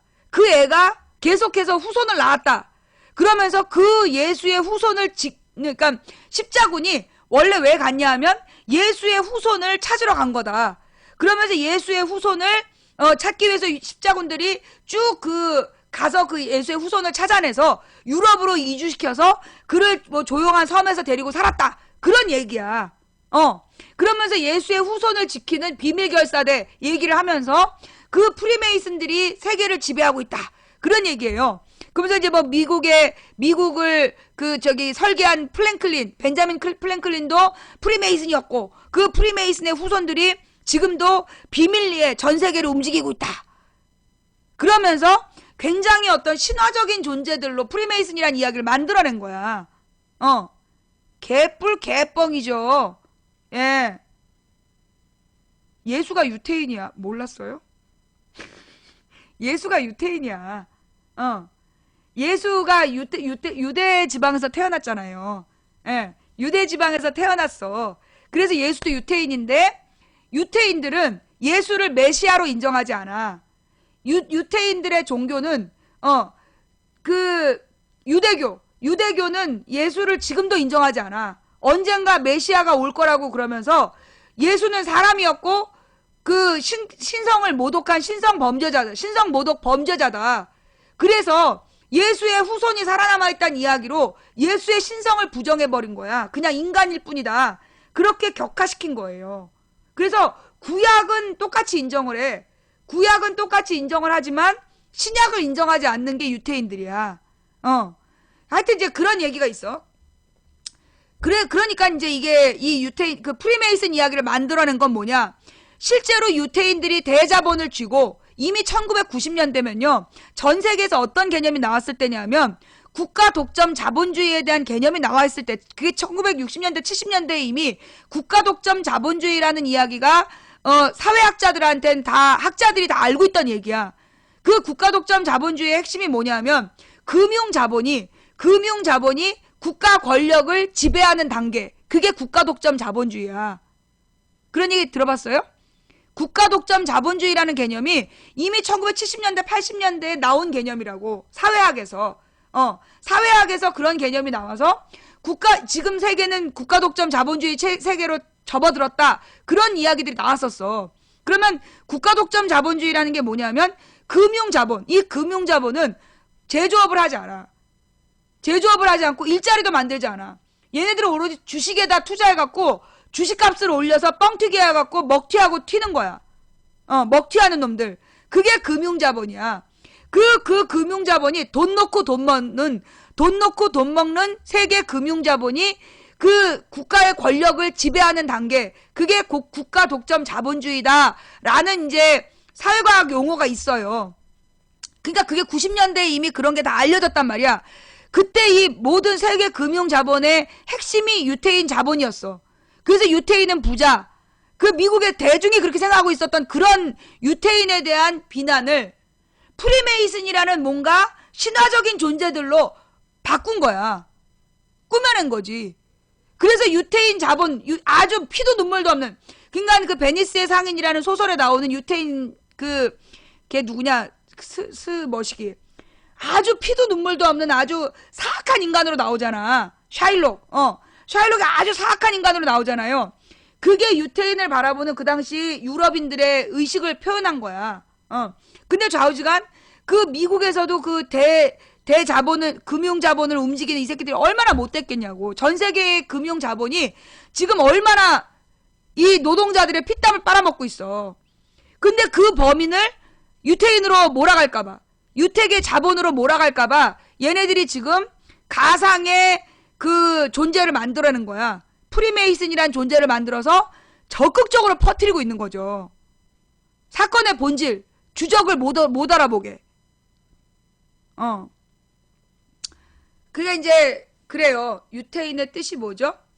그러니까 이스라엘계, 예, 이스라엘 출신. 그러니까 유태인이라는 개념이, 유태인이라는 말이 어디서 나온 거냐면 성경에 보면 유대 지방이 나오잖아. 옛날에 이제 거기가 원래부터 팔레스타인이야. 그러니까는 이제 지도상 이제 여기가 북유럽, 이렇게 이제 북유럽이 있고, 이렇게 나와가지고 여기 영국이 있고, 스페인이 있고, 이탈리아가 있고, 그리스가 있고, 그 옆에 터키가 있어. 터키하고 아프리카 사이에 이 지방, 여기가 팔레스타인 지방이에요. 나 진짜 어느 지방이냐면 이게 사우디아라비아, 이게 이 도끼 아라비아 반도가 있는 이 부분이 이제 이 팔레스타인 지방이었다고. 그게 이제 성경에 보면 블레셋이라고 나와요. 그게 팔레스타인 지방이야. 근데 여기 이제 이 팔레스타인 지방에 원래 이스라엘의 땅이 없었어. 근데 이제 이 지역에 사실 왕국이라는 게 없을 때였는데, 이제 유태인들은 유목민이었고 떠돌이였다고. 근데 이제 이 사람들이 그 소위 이제 모세 오경에 나오는 아브라함과 이삭, 그 다음에 야곱, 그리고 이제 야곱의 12아들, 그 12아들이 이집트에 가서, 여기 이집트로 가서 자리를 잡아. 그래갖고 굉장히 막 번성을 했어. 그러자 이제 이집트에서 이 유태인들을, 그러니까 그 이스라엘 백성들을 탄압을 했고, 그들이 출애굽기라는, 그러니까 애굽을 탈출을 해가지고 팔레스타인으로 돌아오는 거야. 팔레스타인으로 돌아오기 전에 요렇게 작은 반도에서 40년 동안을 헤매. 그게 광야의 40년이야. 그리고 여기로 와서 이스라엘을 만든다고. 근데 이스라엘을 만들어가는 과정에서 그 이스라엘을 만드는 그 이제 과정과 단계가 이제 뭐 사사기 뭐 이런 데서 나오잖아요. 근데 이제 그때 나오는 왕이 다윗이야. 다윗이라는 소년이 나와서 그러니까 이제 원래 이제 사울이라는 걸 첫 번째로 왕으로 만들어줬는데, 이 사울이 그 좀 하나님을 등지고 자기 교만에